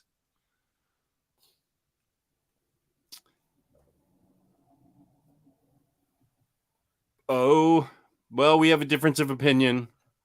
I know a lot of people disagree with me. It's just my opinion. I'm gonna wait until it gets a hardcover and read the whole thing, because then maybe it'll, with the second arc, maybe it won't be as much of a chore for me to read the first arc like it was for you. But I understand what you're saying. Like, you didn't even want to see the second arc because you didn't know what was going on in the first arc. I'm fine with there being some mystery and obviously having things that aren't going to fully make sense, but I want to at least make sense to some degree. I had no idea what was going on in the second half of that book. Yeah, and I was so confused with Black Stars Above that I just bailed completely. And that's the only reason I'm keeping that book, is for our next episode. Or wait, is that our that'll be our second one in January. Second one, because what are we doing? Favorite books of 2022? Well, you and Omnicat already did that, and you're doing your own version of that, I think, as a solo episode. So I don't see a point of doing a third episode. Okay. It. So yeah, wait. So what are we doing? We're gonna do our resolutions for reading and collecting in 2022. Oh, okay. That was I think it's a fun show. It's kind of like, here's some things I hope to accomplish, but no pressure. Okay. This year I am going to print it out and have it near me. Laminate it, put it in the shower so you can look at it every morning. In the shower. Tape it up, laminate it. And I'm gonna text you every day. Today I'm starting Cap by Brubaker. That's what it felt like over the past few months. That's what it's been. I kept saying that. I don't know about every day, but it's been at least 10 times. No, and then some shiny trade paperback would show up and I go, "Ooh, I want to read this first." Yeah. I think you finally agreed that you're not going to start it this year. No, I'm giving up. I'm not going to read. I'm saving Cap for next year. Whenever you start it, you're going to say, "Why didn't I start this sooner? Why didn't I read this sooner?" You're going to be like, I can't believe this has gone unread in my life for so long. I totally believe that, and I bet you're 100% right. But my next choice is one that I'm sure is on your list or would have been on your list if I hadn't put it, and that's Cy Spurrier's. Oh, son of a bitch! Why? Totally. No, I'm mad at DC. This was the best. Okay, wait. I'll let you talk, and then I'll rant. I'm not as big of a I'm not as big into Hellblazer as Jess is. I never read the original Vertigo run because it's just so much to read, and I got too far behind on the trades. There's 25 of them, 26 of them. Yeah. At this point, I feel intimidated to even try. But I've read this, and I've read the Tom Taylor miniseries. Both are fantastic. The Aaron Campbell art is unbelievable. The other artist, Matthias Bergara, he's also really good. They kind of interchange with each arc. Man, this is great. 12 issues. It's able to somewhat wrap up, but at the end, you're like, oh my gosh, I'm never going to find out what's going to happen with this storyline. And it's like a punch to the gut at the end, Jess. It's a great ending, but it's almost like the end of an arc that was going to lead into another story. Yeah. And I remember just being like, I want to know what happens. Yep. And I remember seeing Cy Spurrier post about this. He seemed heartbroken that this got canceled. Because remember when we had him on last year? He was so excited about this book. He was practically jumping through the monitor. He was so excited to be able to write Constantine. He was visibly happy, grinning from ear to ear about being able to have the chance to write Constantine in a Hellblazer book, in the Dreaming. And we were like, yeah, it's good, and we're excited too, and we were just really happy for him. And then I the thing that gets me is I've said it a billion times, is that I've read all 300 issues from the first run. That's one of the first books I picked up in the late 80s, along with Sandman, that eventually became Vertigo books. And it got me right from the start. And I had all 300 issues, and I finally sold them off. And I have the old trades for like 150 to 300, and now I've got the new trades for like 1 through 150. So it's a big mishmash of spines that those of you with compulsive spine disorder would hate. But I have a point. What was it? He was the only one to be able to write Constantine the way that we got Constantine in the first series, starting back in the 80s. Yeah, I think Tom Taylor did a great job in Rise and Fall as well. But that was a Black Label book. That wasn't an in continuity book. So in continuity, Swamp Thing, Constantine. This is the first time you feel like he's been done right since SU 300. New 52, DCU, which I think lasted 6 seconds. Rebirth, those versions of Constantine were all awful. They weren't just uninteresting, they were terrible. They did not get Constantine's voice at all. And it's been an established voice. It was established through the first 300 issues so that we knew who John Constantine was. And Spurrier was the first one to really nail it again, and in a continuing series. And that's why we were both so, well, you were excited because it was a good book, and I was excited because he had nailed John Constantine's voice and act and amorality and amorality, his lack of morality. Everything that he did was he finally got the voice right. And now in Justice League Dark, in New 52, and in the Rebirth series, he was part of a group, but he was written well in the Justice League Dark series as part of a group. And let me just say that I mourn the loss of the NBC show of Constantine. Matt Ryan was Constantine. He's at least able to live on in Legends of Tomorrow, and he does some of the animated stuff too. Right. So he's at least able to somewhat live on in his performance. And they cut that series. Even my daughter was into that show, and they cut it just as the Spectre was getting ready to show up. I hated that.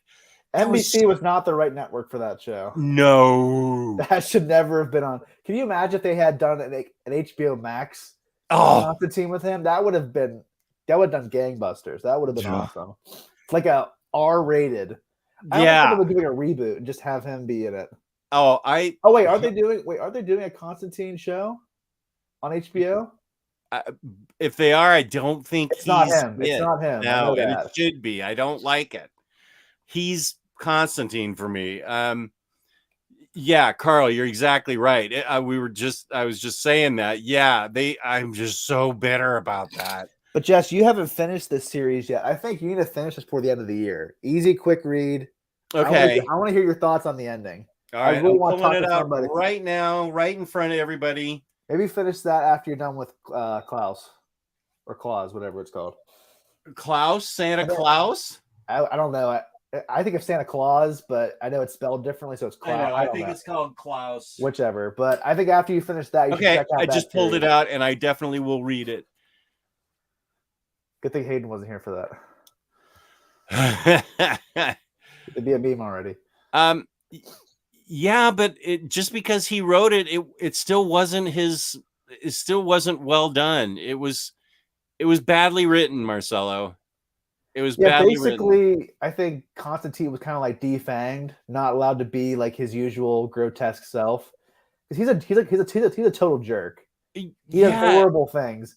That was what Cy Spurrier was saying. Like I love the first couple pages of his first issue where Constantine literally gets thrown out of a bar for telling a horrible joke, and he gets thrown out. And I think that's like a perfect introduction to the character. Like he's not a good guy. He's like a bad guy who does necessary things, but to do those things, he screws people over and ruins their lives and even their eternities. Right. Oh, right. His own father's in hell because of him. Right. So I think he got that because he's an unlikable character that you love to hate in a way, even though he's a really hard character to write because you both love him and hate him at the same time. Right. And I feel like they weren't catering. I felt like they were trying to cater to a different audience than what Hellblazer was meant for, and what Constantine was meant for. They tried to experiment with him in a little bit, his sexuality, and which is fine if it was well written, but it just wasn't. It didn't. It never felt right. It was like, I don't know. It just really wasn't. It just, yeah. And so I'm quite bitter that Cy Spurrier got the shaft on that, and my heart goes out to him because he was so excited about it, and we were too. And I pulled that out, and I'm going to read that, and I'm just not pleased. At least we have that, you know. That's what I'm going to say, but I'm not. I think you'll have the same feeling as me at the end of the series, where you feel both satisfied and dissatisfied at the same time. Because it could have gone further and been more even. The last page, you're like, "Oh my gosh, I'm not going to know what happens with this. This is crazy." So I'm interested to hear your thoughts on it.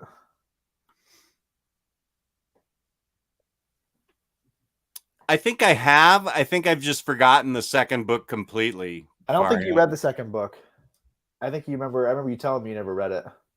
I think I have, and I think I've just forgotten it all, because I think I read the first one a couple times, and I only read the second one once, so I considered it unread because I remember nothing from it. Then most things you've read are considered unread. Yeah, that's why it's so much fun to keep reading. I will go with, since I don't want to. Oh, you know what? I gotta. After I do this, I gotta disappear again just for 2 seconds. I'm gonna go to the bathroom while you talk. Sorry, I'm gonna go to the bathroom as you talk. Oh, okay. Good thing Hayden didn't hear that, because it sounded like I was trying to go to the bathroom while I'm sitting here. Okay, the next books I'm going to talk about that I think got canceled too quickly. I'll talk about 2 of them. The first one is Mockingbird. For the first time ever, Bobby Morse is interesting. Chelsea Kane writes her incredibly well, exciting, interesting, well-rounded, deeply charismatic, somebody you wouldn't want to mess with, but also somebody you kind of want to, if I was still drinking, have a drink with her. She was down to earth, but still the most interesting Mockingbird has ever been. This was super well written. I don't know what the politics behind this getting canceled after 8 issues, or was it even 8 issues? I think it was 8. Oh, it was only 8 issues, and very unsatisfying. This thing, whatever feathers she ruffled, I feel like Marvel should have stood behind her. This was I don't care if it was controversial to some people. It was fun, and that's why I want to read comics. I want to have fun.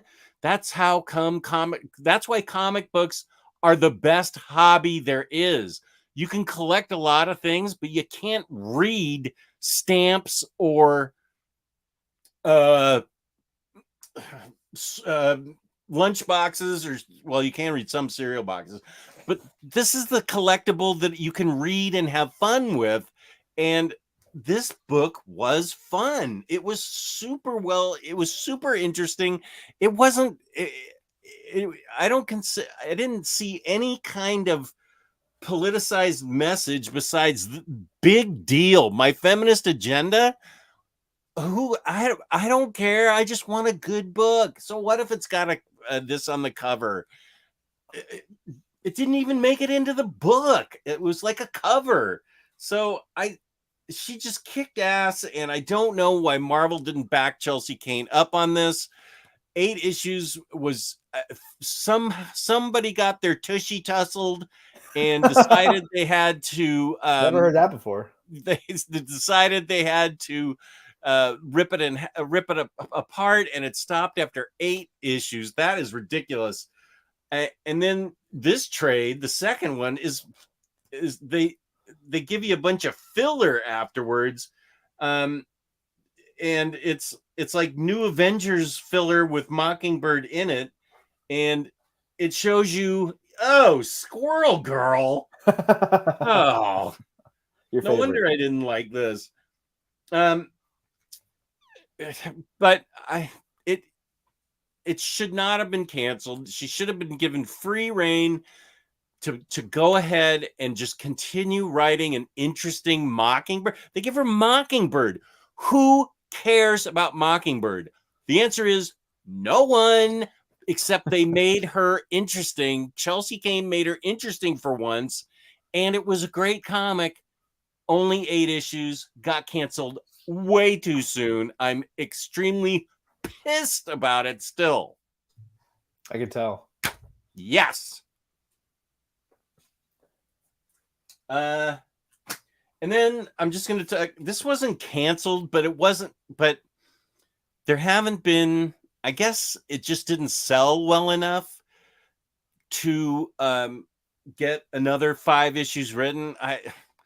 They give these women 5 issues, and then if it's not number 1, they just say, go try some other character. Go try writing Hulkling's boyfriend's niece or something. And you're like, what? But Gwenpool Strikes Back got 5 issues. I am totally in the bag for the unbelievable Gwenpool. Everybody knows it. She's like my second favorite character after Harley Quinn. That needs to be the next Omni, is Gwenpool's Omni. And Omnicat and I already have the cover and spine to design it. Gwenpool Strikes Back is by Leah Williams. It was tons of fun. As a matter of fact, when I pulled it out, I was like, yeah, I want to read this again. It was super fun. And once I saw West Coast Avengers and I saw Gwenpool was in it, I thought that was fun, and I want to read it again too. But this was a lot of fun.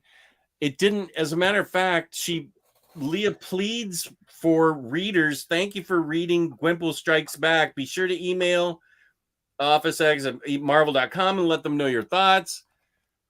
Well, everybody should have said, give us more, because this was well written. It was fun. It was interesting. It was really good. Now, was it as good as Christopher Hastings' first run? That's not fair. That was the Mona Lisa of Gwenpool. So this was still good and deserved another 25. It should have gone another 20 issues to 25. I liked it a lot. And Leah Williams, I feel like they sort of push her around too, and she doesn't get, well, she doesn't even get the chances Kelly Thompson does. What else has she even written? I never even heard of her.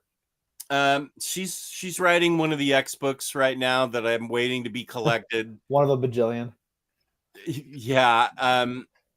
She actually, I think she lives in Baltimore, so I'm surprised I haven't seen her at Baltimore Con before. But I'm just disappointed that we never got any more Gwenpool Strikes Back. I'm not going to go on a rant like I did with Mockingbird, but I would like to see more of this. You kind of did rant about that one too. Oh, did I? Oh, okay. A smaller rant, but still a rant nonetheless. A rantlet? Yeah, there you go. Yeah. So my next choice is a fantastic all ages book. One of the few I have in my collection. I look around my collection, I'm like, what will my son be able to read when he's older? Like nothing. It's like everything's so adult. Thor the Mighty Avenger with, I don't know, Robert Langridge. I've never heard of him before this book. And Chris Somney, we've all heard of. Oh, this book is so much fun. Have you read this, Jess? Oh, yeah. Yeah. I remember getting to the end and being like, oh, like it wasn't a bad ending, but it was like, that's the ending? Like that doesn't really seem like an ending. And I read up on it and it was canceled. Yeah. How can a book with Chris Samney on it get canceled? Let me ask you that question, and none of us should be able to answer it because it makes no sense. Chris Samney is one of my top 5 favorite artists in comics. He's unbelievably great. I love following his Instagram. He has a lot of cool sketches. He did Battober, where he had a new Batman sketch every day in October, which was awesome. But this is kind of like a reimagining of Thor's origin with Jane Foster. They spent a lot of time with her, taking her throughout Asgard, going throughout the world, going on adventures. It's just so much fun. This is just pure excitement for the whole family. Your kids can read it. Your wife would enjoy it. I think this is a ton of fun. It's such a bummer it was cut short.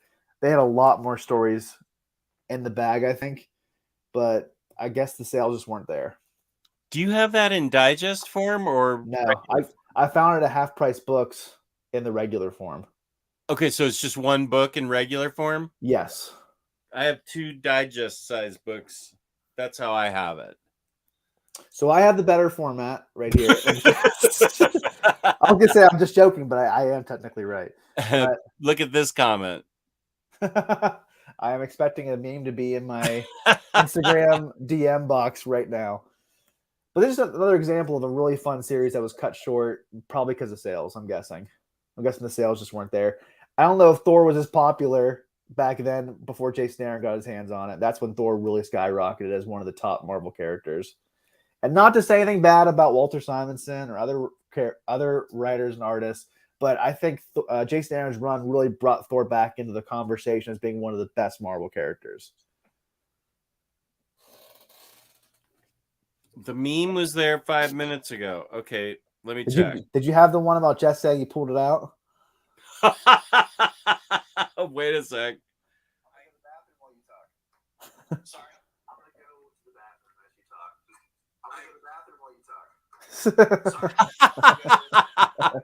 Sorry. Did he send one about pulling it out? I don't think he did. Hayden, you have some work to do. Sorry, I'm gonna go to the bathroom as you talk. This was sent 9:42, 5 minutes ago. Yeah. Nope. Hayden's on top of it as usual. This book isn't unfinished, but someone did mention My Friendly Neighborhood Spider-Man. I want that. That's the hardcover I want the most right now. I need that hardcover. I have held off on the trade paperbacks. Jess fell on the Sacrificial Sword, so I'm hoping that it'll lead to a hardcover. Jess, would you get a hardcover of that, though, if it was solicited? 100%. I absolutely would upgrade. That's like one of my I think that and Life Story are my favorite Spider-Man books ever. I just love both of those so much. 100% agree. And Friendly Neighborhood Spider-Man is going to be one of my top books of this year. I'm definitely upgrading on Life Story with the hardcover. I can't not. It's my favorite Spider-Man story. I'm going to too, because it includes an extra story that I don't have. Right. I probably would have held off if it wasn't for that extra story. Right. And it's my favorite Spider-Man story. How can I not buy it? Yeah. The answer is I have to. We have no choice, Taylor. I'm not as weak as you are, but I am weak. We have no choice, Taylor. You're not as weak as Tyler, but we're still weak.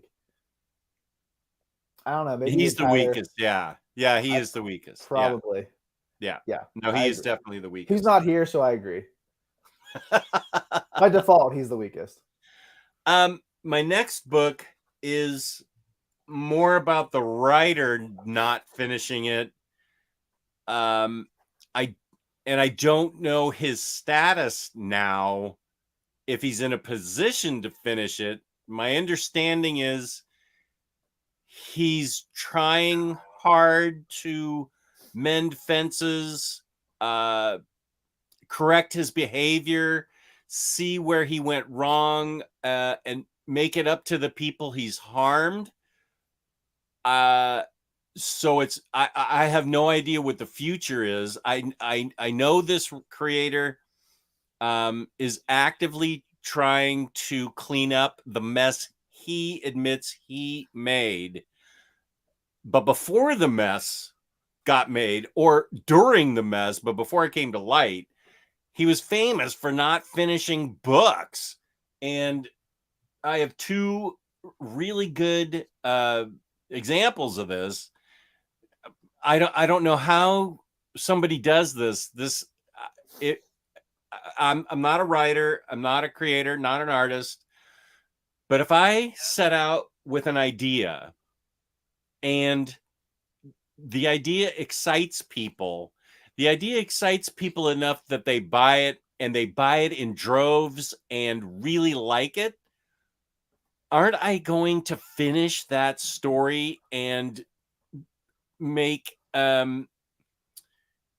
people happy? And don't I want my vision to be on paper, finished all the way out? I'm talking, of course, about Warren Ellis. The first book is Trees, which was a really, really interesting concept, that there's these giant thingies that just show up on Earth, comparable to boy, I forgot how good the art was in these books. Jason Howard, right? Yeah. Woofa. He did Cemetery Beach with him as well. Oh yeah, that was a good book. Very different styles of books, though. Yeah, very. So there are these giant structures that just all of a sudden appear on Earth. And okay, so it says 10 years after they landed all over the world, they did nothing. 11 years after they landed over the world, and they did nothing, standing on the surface of the earth like trees, exerting their silent pressure on the world as if there were no one here and nothing underfoot. Well, okay. Okay. We're probably 11 years after that started. Well, it's not finished. Let's finish this and find out how it ended. What the hell? What's going on here? How do you write half a book or a quarter of a book or 2/3 of a book and then stop and walk away from it and say, I'm going to go write a different book and not finish it too? What? Jonathan Hickman does that a lot too. Sorry? Jonathan Hickman does that a lot too. Yeah. But he's finally getting back to Black Monday Murders, which would have been on my list if it wasn't for that announcement recently, because I love that book. Yeah. Manhattan Project's never finished. So he's known for kind of back. It took him forever to finish that Shield book, right? Like 10 years. Oh, yeah. Yeah. 10 years later it came out. Oh, yeah. I forgot about that. Wait, who's writing 7 to Eternity? Is that Remender? Yeah, that finished. That was because of the art. It took so long, right? I think both Ellis and Hickman are both similar, that they're both very imaginative and creative guys who have a lot of ideas. And so it's like almost like a new shiny object kind of attracts them. They get distracted and they want to do so many things, and they have so many concepts rolling around in their mind. They just forget to focus on like 3 or 4 things at a time, and they just do too many things at once. Well, I really want this series to finish. I can't speak to. I mean, it's an awkward position to be in now, because I don't know how his kind of rehab is going. I don't take part in social media, so I have no idea what outreach he's doing, how he's trying to make things better between himself and the people he's wronged. I can't speak to it because I don't know about it. I'm just speaking about things in comic book terms. But I understand that you can't talk about things just in comic book terms when the creator's radioactive like this. But even before that happened, people were saying, why hasn't this been finished? And that brings up the other book. And Marcelo points out the Planetary took like 10 years to finish. That last issue was issue, I think, was like a year-long wait or something like that. Yeah. Injection. fascinating, amazing concept. I don't even know that I can properly recap it for you. I just know that it stopped dead in its tracks at the end. That's probably the biggest high concept he's ever done. I don't even know how to explain that book. Okay, that makes me feel better. Thank you. That's probably his most complex work, I would say. Yeah, I don't know how to explain it other than the fact to say that it was riveting. Oh, here's a bookmark. Good, I need one. It was riveting. It really was compelling enough that I wanted to read more and finish it. And look at this. This is a huge, beautiful hardcover. It's from Image. So he, under the Image model, he ponied up some of this, or however the Image model works. He and Declan Shalvey, I guess maybe they co-own it, not sure. But this was even before things went south for him. This never got finished either. And I understand that a high concept book like this, I have a hard time. Well, maybe, I don't know. I always feel like, well, we should ask some writers the next time we get some on. Do you have an end when you start the book, or does the end come to you as you write it, or do you have an ending first and you write backwards? I think it's different for everybody. Yeah, I guess so, because he is capable of finishing. Wildstorm was complete 1 through 4. That was complete. That was he's got tons of books that are finished that are high concept. Planetary is crazy high concept to me. This is way high concept. So I just have a hard time understanding why this just hasn't been finished.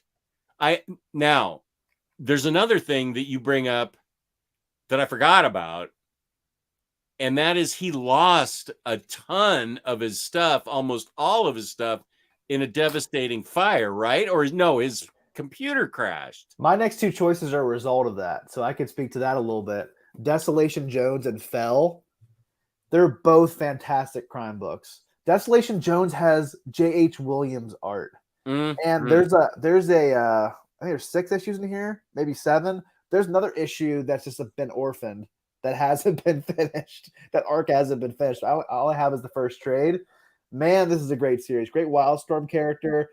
This ex-CIA operative who was operated on and enhanced, and now he only solves spook mysteries. Awesome concept. Yeah. He's hired to find some pornographic paraphernalia associated with Hitler, I believe. And it kind of spirals. Yeah, that's a Minister of Comics approved book. And it kind of spirals out of control. The art in this book is awesome. The story is interesting. It ends in a way where you're like, I want to read more. And there's definitely more going to be happening. And it just wasn't finished. I think this was a victim of his computer issue. And also Fell. I love this book, Jess. You have to read this. It was so much fun. Read that. Every issue is a self-contained mystery. And this detective is sent across the bridge from this major city to a city called Snowtown, which is pretty much the worst city you've ever seen in any format, comic, movie, film. It's horrible crime. It makes Gotham City look like it's the best city in the world. It's horrific. He's like the only cop who even cares about what's going on in his city. And there's a mystery over why he was sent to Snowtown. He did something that required him to be sent there. And there's this mystery character who shows up throughout the series. It's someone in a nun costume wearing a Richard Nixon mask. What?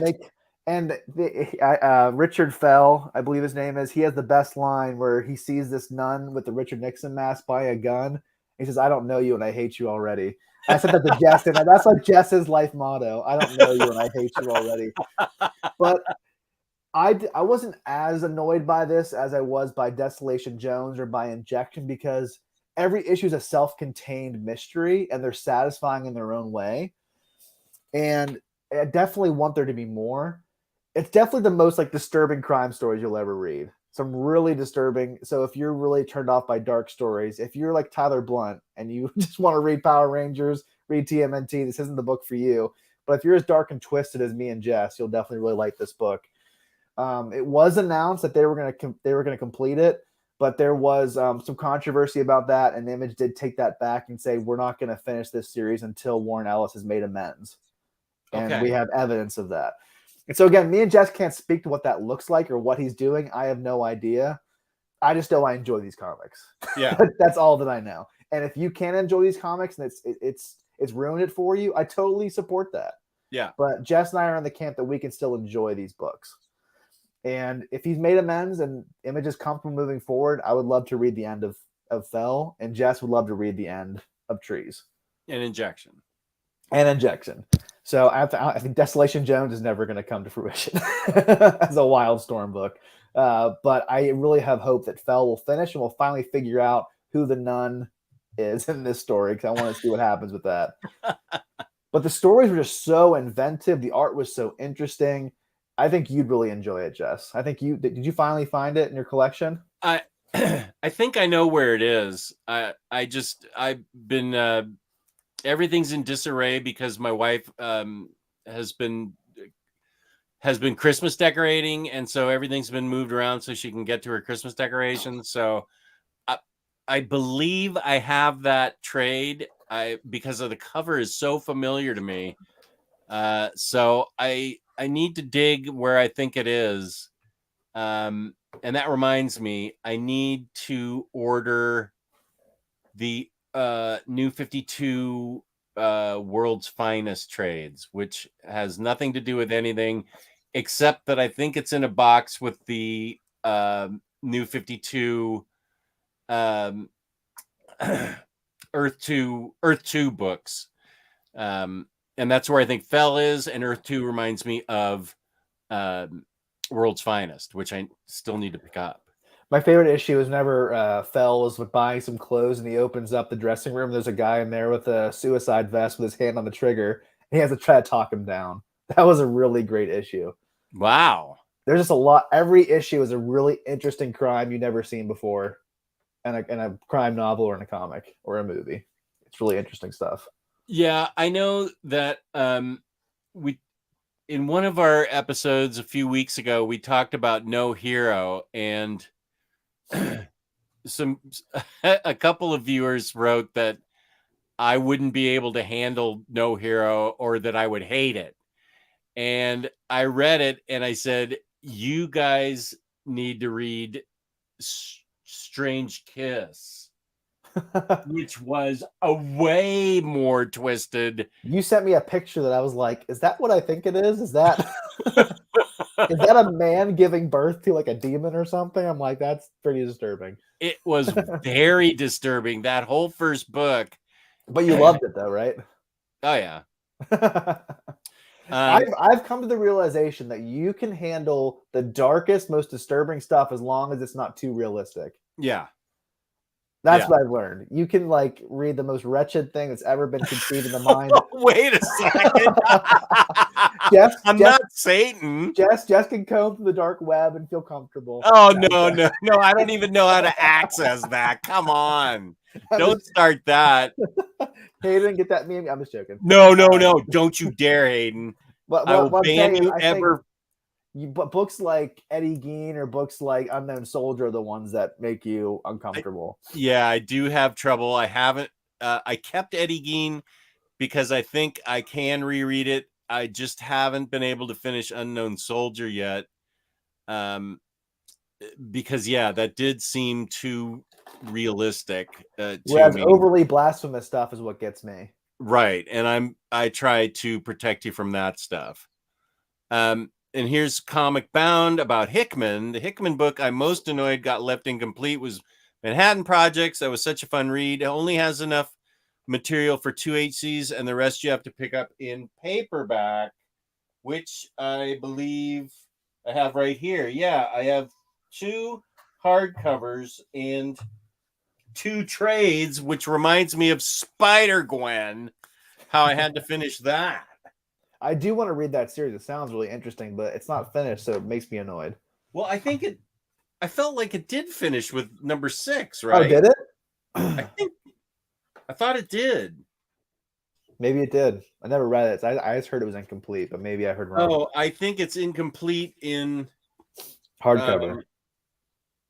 In hardcover, yeah, but I believe Comic Bound. Are you only as reading the rest you have to pick up in paperback? Comic Bound, I haven't finished it. I've only read the 2 hardcovers. I haven't finished the 2 trades.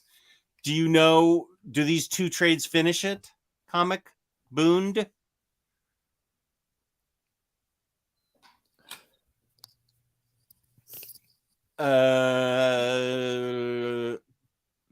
Well, I don't know about that. I don't know how to access the dark web either, so. Right. Jess and I are both not reading Red Room, so I guess we'll never find out. I was forbidden to read that by Gabe, and I know better than to go against what he says about. If he says I can't read it, I can't read it. Forget it. I'm not.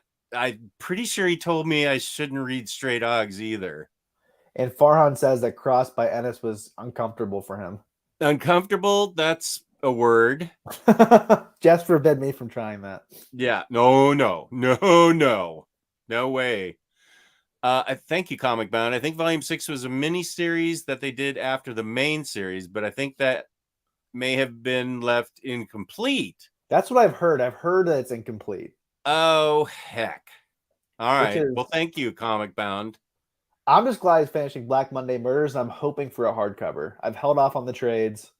Jess says he once again fell on his sacrificial sword, hoping that it'll happen. Those are nice thick trades, though. Yeah, I dig those trades, and I really, really like that book a lot, and I don't have a problem picking up the 3rd fat trade and just keeping it that way. But I also agree with you have more patience, but you're also younger than I am, and you have more patience than I have. It's scientific fact that you get grumpier as you get older.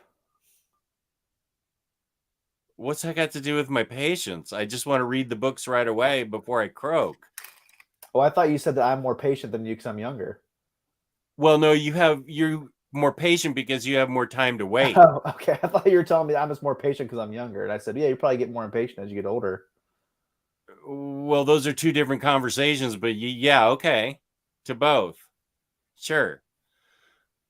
One interesting example of incomplete. Rat Queen's trade paperback volume 3 was not included in the deluxe hardcovers because the writer fell out with the artist and refuses to print her work. I didn't know that.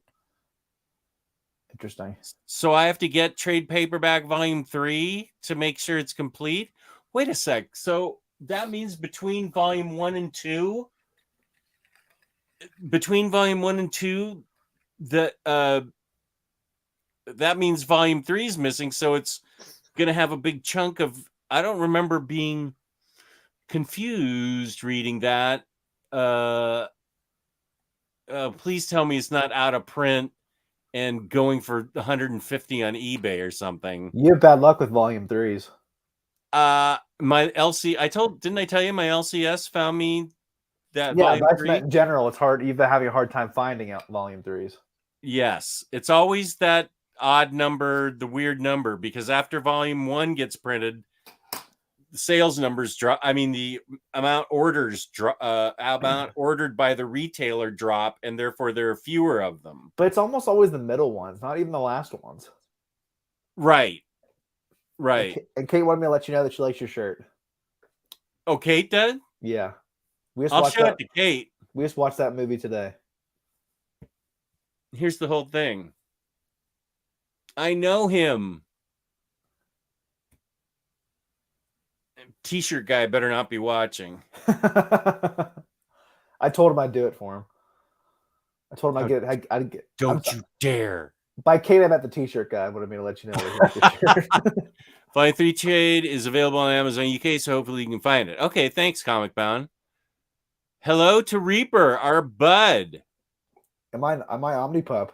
You are Omnipup. Yeah. Isn't your Omnipups the guys who helped you find out to print books for people? Yeah, but they've been disbanded. Yeah, we don't really talk that much anymore. They're in the kennel. Yeah, we talked about Injection. It only needed 2 more volumes to be completed. Too bad he's done bad things. Yeah, we already covered that. Thanks. We just covered that, as a matter of fact. I think the hardcovers read okay without it, but one to be aware of for all the completionists. Well, of course, it's going to bug the heck out of me until I get it. So thank you for that. That is a big thing to know. Thank you. Let's see. I think I've covered all mine. I covered all mine. And we've heard from the audience. Audience, do you have any others that you've that are incomplete or canceled? We've covered, I believe, pretty much all the biggies. I mean, we could always talk about. Oh, here's that Ram v. Catwoman. I moved it over here. No wonder I couldn't find it. Okay, maybe that's where Kate Bishop is. One thing we could always talk about is that Dr. Aphra situation, the unwritten situation. Oh, unwritten. Well, that's not an unfinished series. That's an unfinished collected edition series. Same with Dr. Aphra, where they started out in hardcover and then jacked us around with trade paperbacks. Another one, you were Dr. Sleepless by Ellis. You were on the lookout for. That didn't finish either. That was another victim to his computer issues. Oh, and only a part of it got collected, right? Like issues 1 through 8, and then they didn't finish the rest of it. And then there's 13 floppies, but only the first 8, I think, got collected or something like that. Right. So he has a lot of books like that. That was the first thing we discussed, Comic Bound. I never read it, but I know a lot of people are upset about that. That's a book I gave up on. Oh, you didn't enjoy it? I enjoyed it for a while, and then I felt it got repetitive to the point of being so confusing that I didn't want to finish it. I think it's available in some really nice looking hardcovers, but I don't know that I would invest in those hardcovers if it's not complete. I'm not going to invest in them at all because I don't want to read the story anymore. But I get it if you're upset about Morning Glory's Comic Bound, because and man 40 there, back to his old picture. That's definitely him. Riley said that Dark Horse will print a ton of volume 1. It sells well. Print a ton of volume 2. Volume 2 sells less. Then print less of volume 3. Volume 3 is rare. Then print a ton of 4. A weird cycle. That explains BPRD Plague of Frogs. I know. He already said it. I never got Tyler's Christmas card from last year, so I didn't get a friendship bracelet either. I think it was 2 years ago that he sent that. I don't even know that you were friends with him yet. I don't know. I did get added to a special chat today, so I did feel good about that. Temporarily. Oh, wow. Didn't know about that part. Depends on your behavior. No, I don't. I'm totally jamming you up. I believed you. An interesting example for a series that got completed, the Paybacks by Donny Cates. I don't know this book. Paybacks. I think they just put P by accident. Oh, okay. The Paybacks. First trade is from Dark Horse. Second from a small indie publisher. Great read. The Paybacks by Donny Cates. I don't know it. But you're going to own it soon. Yes. Yes, I had heard about this. Bruce Wayne's in the chat. Wow. You think he'd be, so rich that he could have a really cool thumbnail? He can afford the best of thumbnails, and he chooses that. The Legend of Wonder Woman was also canceled. Ooh, we should have included that, Jess. Yeah, because those people are scumbags. That is a husband-wife team of thieves. What happened again? They took my money on. But that has nothing to do with Legend of Wonder Woman, though. That's not why it's canceled, or I think because they, or is it? They stole from you particularly. DC canceled it. I think that around the time that they were supposed to finish that, they got in trouble for ripping people off on Indiegogo. Oh, and you're one of those people. Right here, and I can't even remember what it was now. It was so long ago. I feel like it was 2014 or 2015.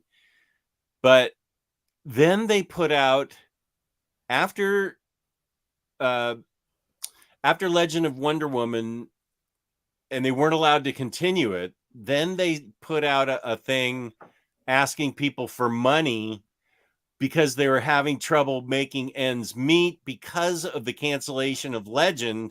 And it was a freaking lie. They were just sticking their hands out for more money. These people are jerks. It's a husband-wife team, Mr. and Mrs. Burns or something from The Simpsons. They are not good people. No. So if they ended up publishing, go ahead. I don't have any money. If they ended up publishing more of Legend of Wonder Woman, you wouldn't buy it, essentially. I loved Legend of Wonder Woman. That was a great book. For some reason, if they were able to publish a second volume, would you buy it? No. I'd buy it secondhand at like Second and Charles. I could buy it and then show you through the private stream every page so you could read it. I would buy it used. Okay. That's how I'd get it.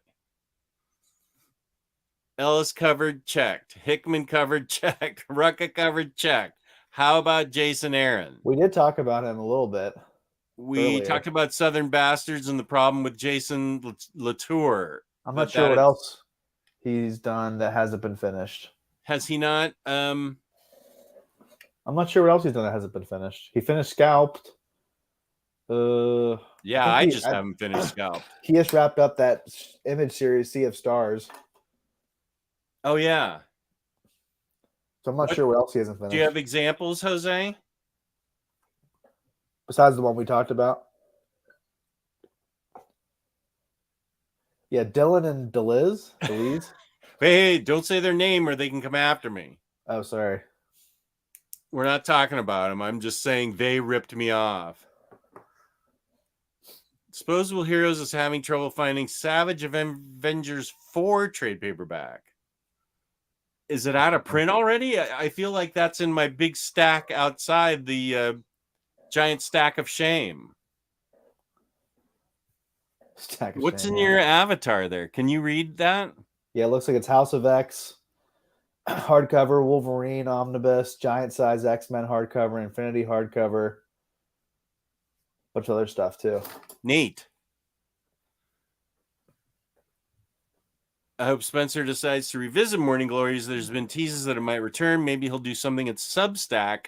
Fingers crossed.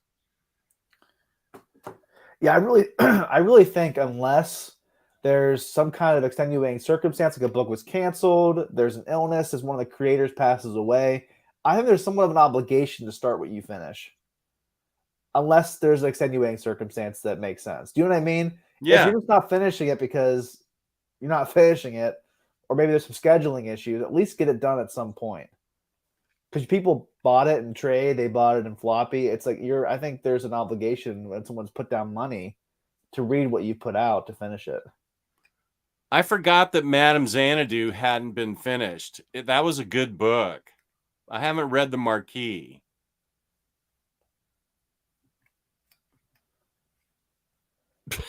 Forget it. Forget it. If Jess ever writes a creator-owned comic, it's going to be called Forget It. Madame Xanadu needs to be made an honest by DC, an underrated Vertigo title, in my opinion. Yes, I liked it a lot. Oh, man, I hope Savage Avengers gets to know. I bought the trade paperbacks just in case. I bought the trades, so you have a good chance of that getting an OHC. I have fun with that book.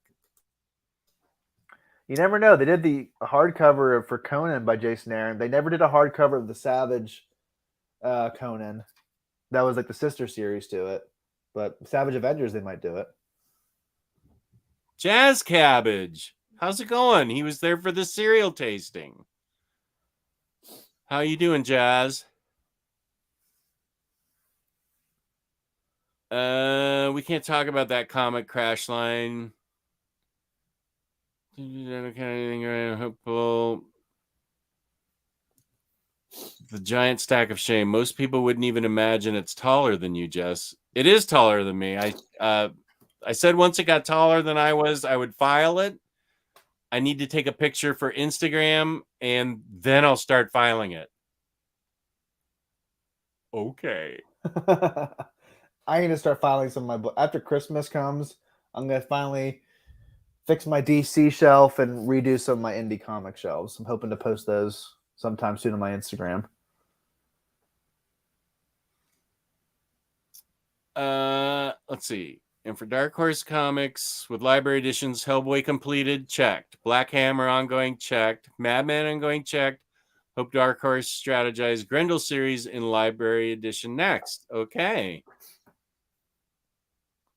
We can try this on for size in Man 40. I think I know what you're talking about. I feel you guys can comment on this. I referred a friend to Omar's Hellboy reading order. Excuse me. He likes the movies and liked the video. Oh, Omar's video. However, someone in the comments referenced a questionable creator. Now my friend won't buy any Hellboy. I guess that might be Scott Alley. That's exactly who it is. I think Scott Alley, he was obviously an editor on a lot of those books. He didn't write, I think he wrote Abe Sapien. I'm trying to think what else that he wrote. Did he write some of the BPRD? Most of that was John Arcudi. He is credited on Hell on Earth Volume 2. I don't see his name. Wait a minute. I'm trying to look at... I know he wrote the Abe Sapien hardcovers. He's only credited on Hell on Earth 2. Okay. As far as that goes. He's not credited on the Hellboy books that are by Mike Mignola. Right. He's not credited on Plague of Frogs, I don't think. Or The Devil You Know. Right. I'm also looking at... Wait, let me... What about this newest hardcover that came out?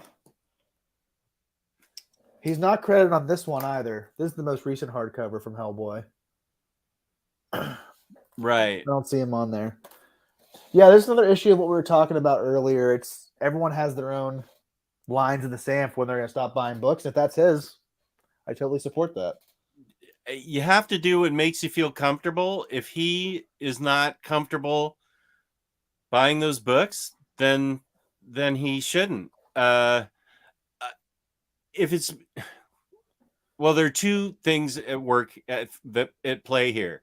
If he doesn't want to give his money to the company so that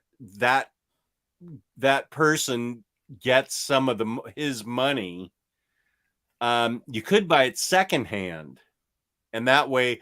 But then you're cutting the other creators out of that. That's the hard thing I always think about. Is I feel bad for the creators who are associated with that title and they get royalties. But again, it's everybody's own prerogative. There's a lot of people who go into making TV shows, movies, comics. Just because there's a certain actor in a movie, it's like, do we punish everybody by not seeing it who's made that movie? It's just not a simple answer. It's a one that everyone has to think about and come to their own conclusion. Yeah, I agree with that. If you're not comfortable reading, if your friend's not comfortable reading those Hellboy books, then he's not comfortable and he shouldn't read them. Move on. There's a ton of other stuff to be there's a ton of other stuff that can be read. If he's not comfortable reading it, move on to something else. I'm fine with the biggest thing we have on this show and Jess's channel is we're perfectly fine with everyone's opinions as long as we respect each other's opinions. And I respect your friend's opinion to not read them. I respect my opinion to read them. So I think if we all can have adult conversations and say, I disagree with you, but I respect that, the world would be a lot better off. Well, your friend even questions why you read them, Man 40, because that's your choice. He needs to respect your choice to read them, as you support his choice not to. We all have freedom of choice. We're lucky in this country, or a lot of the countries that comic books are released in, we have the freedom to choose what we want to read. And if your friend's not willing to respect your choices, that's not fair. You respect his choice, he should respect your choice. Yeah, it is a weird situation. I don't think he would have researched it on his own. Someone in the comments ruined it for him. I'm not sure. Okay, now we're getting into complete. Yeah, everybody.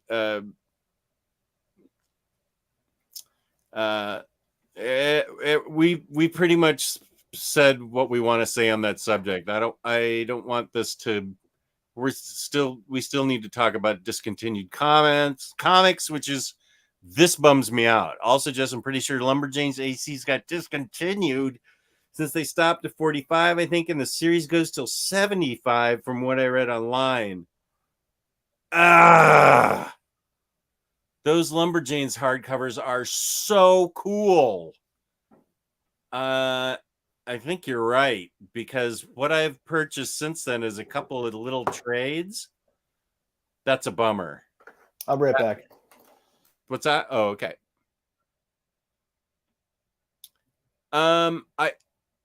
It's only because Crashline, now that the minister's gone, it's because the minister can't even say that word without being blasphemous about that particular book. He can't even say the book's name because he is a minister. So we generally just don't talk about that particular title. So you couldn't have known about that. So don't feel badly. You couldn't have known about it. It's okay.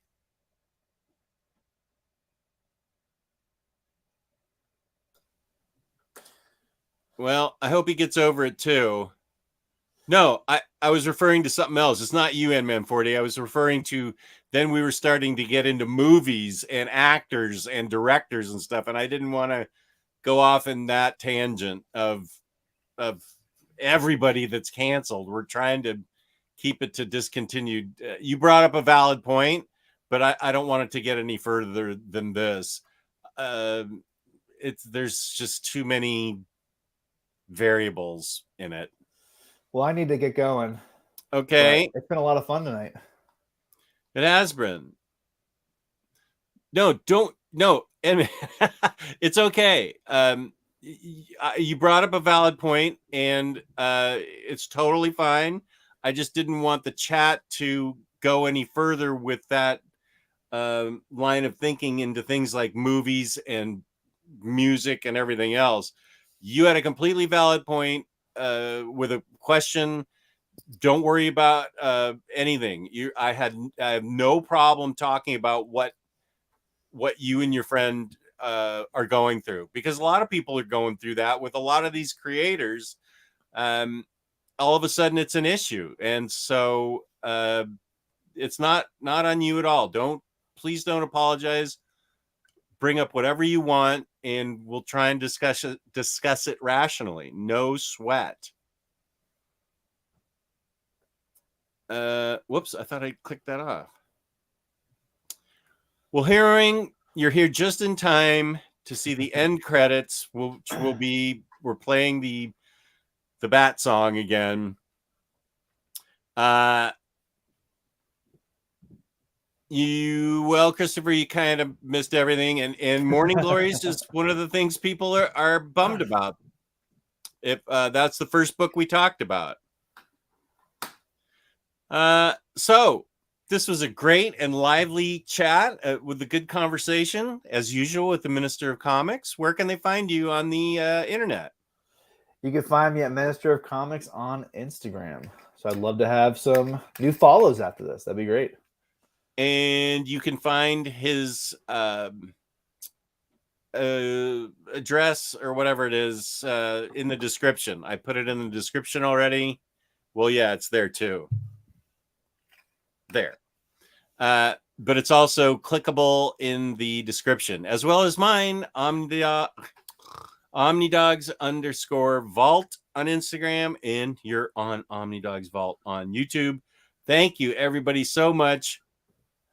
And again, Chris Original Recipe, thank you for that wonderful comment that you left the other day. It made my year, really.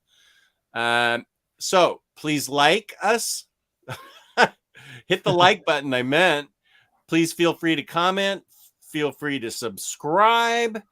And of course, peace and love. Peace and love. We will see you next year, 2022.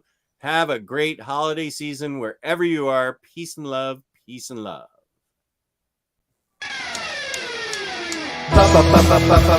Baturdays.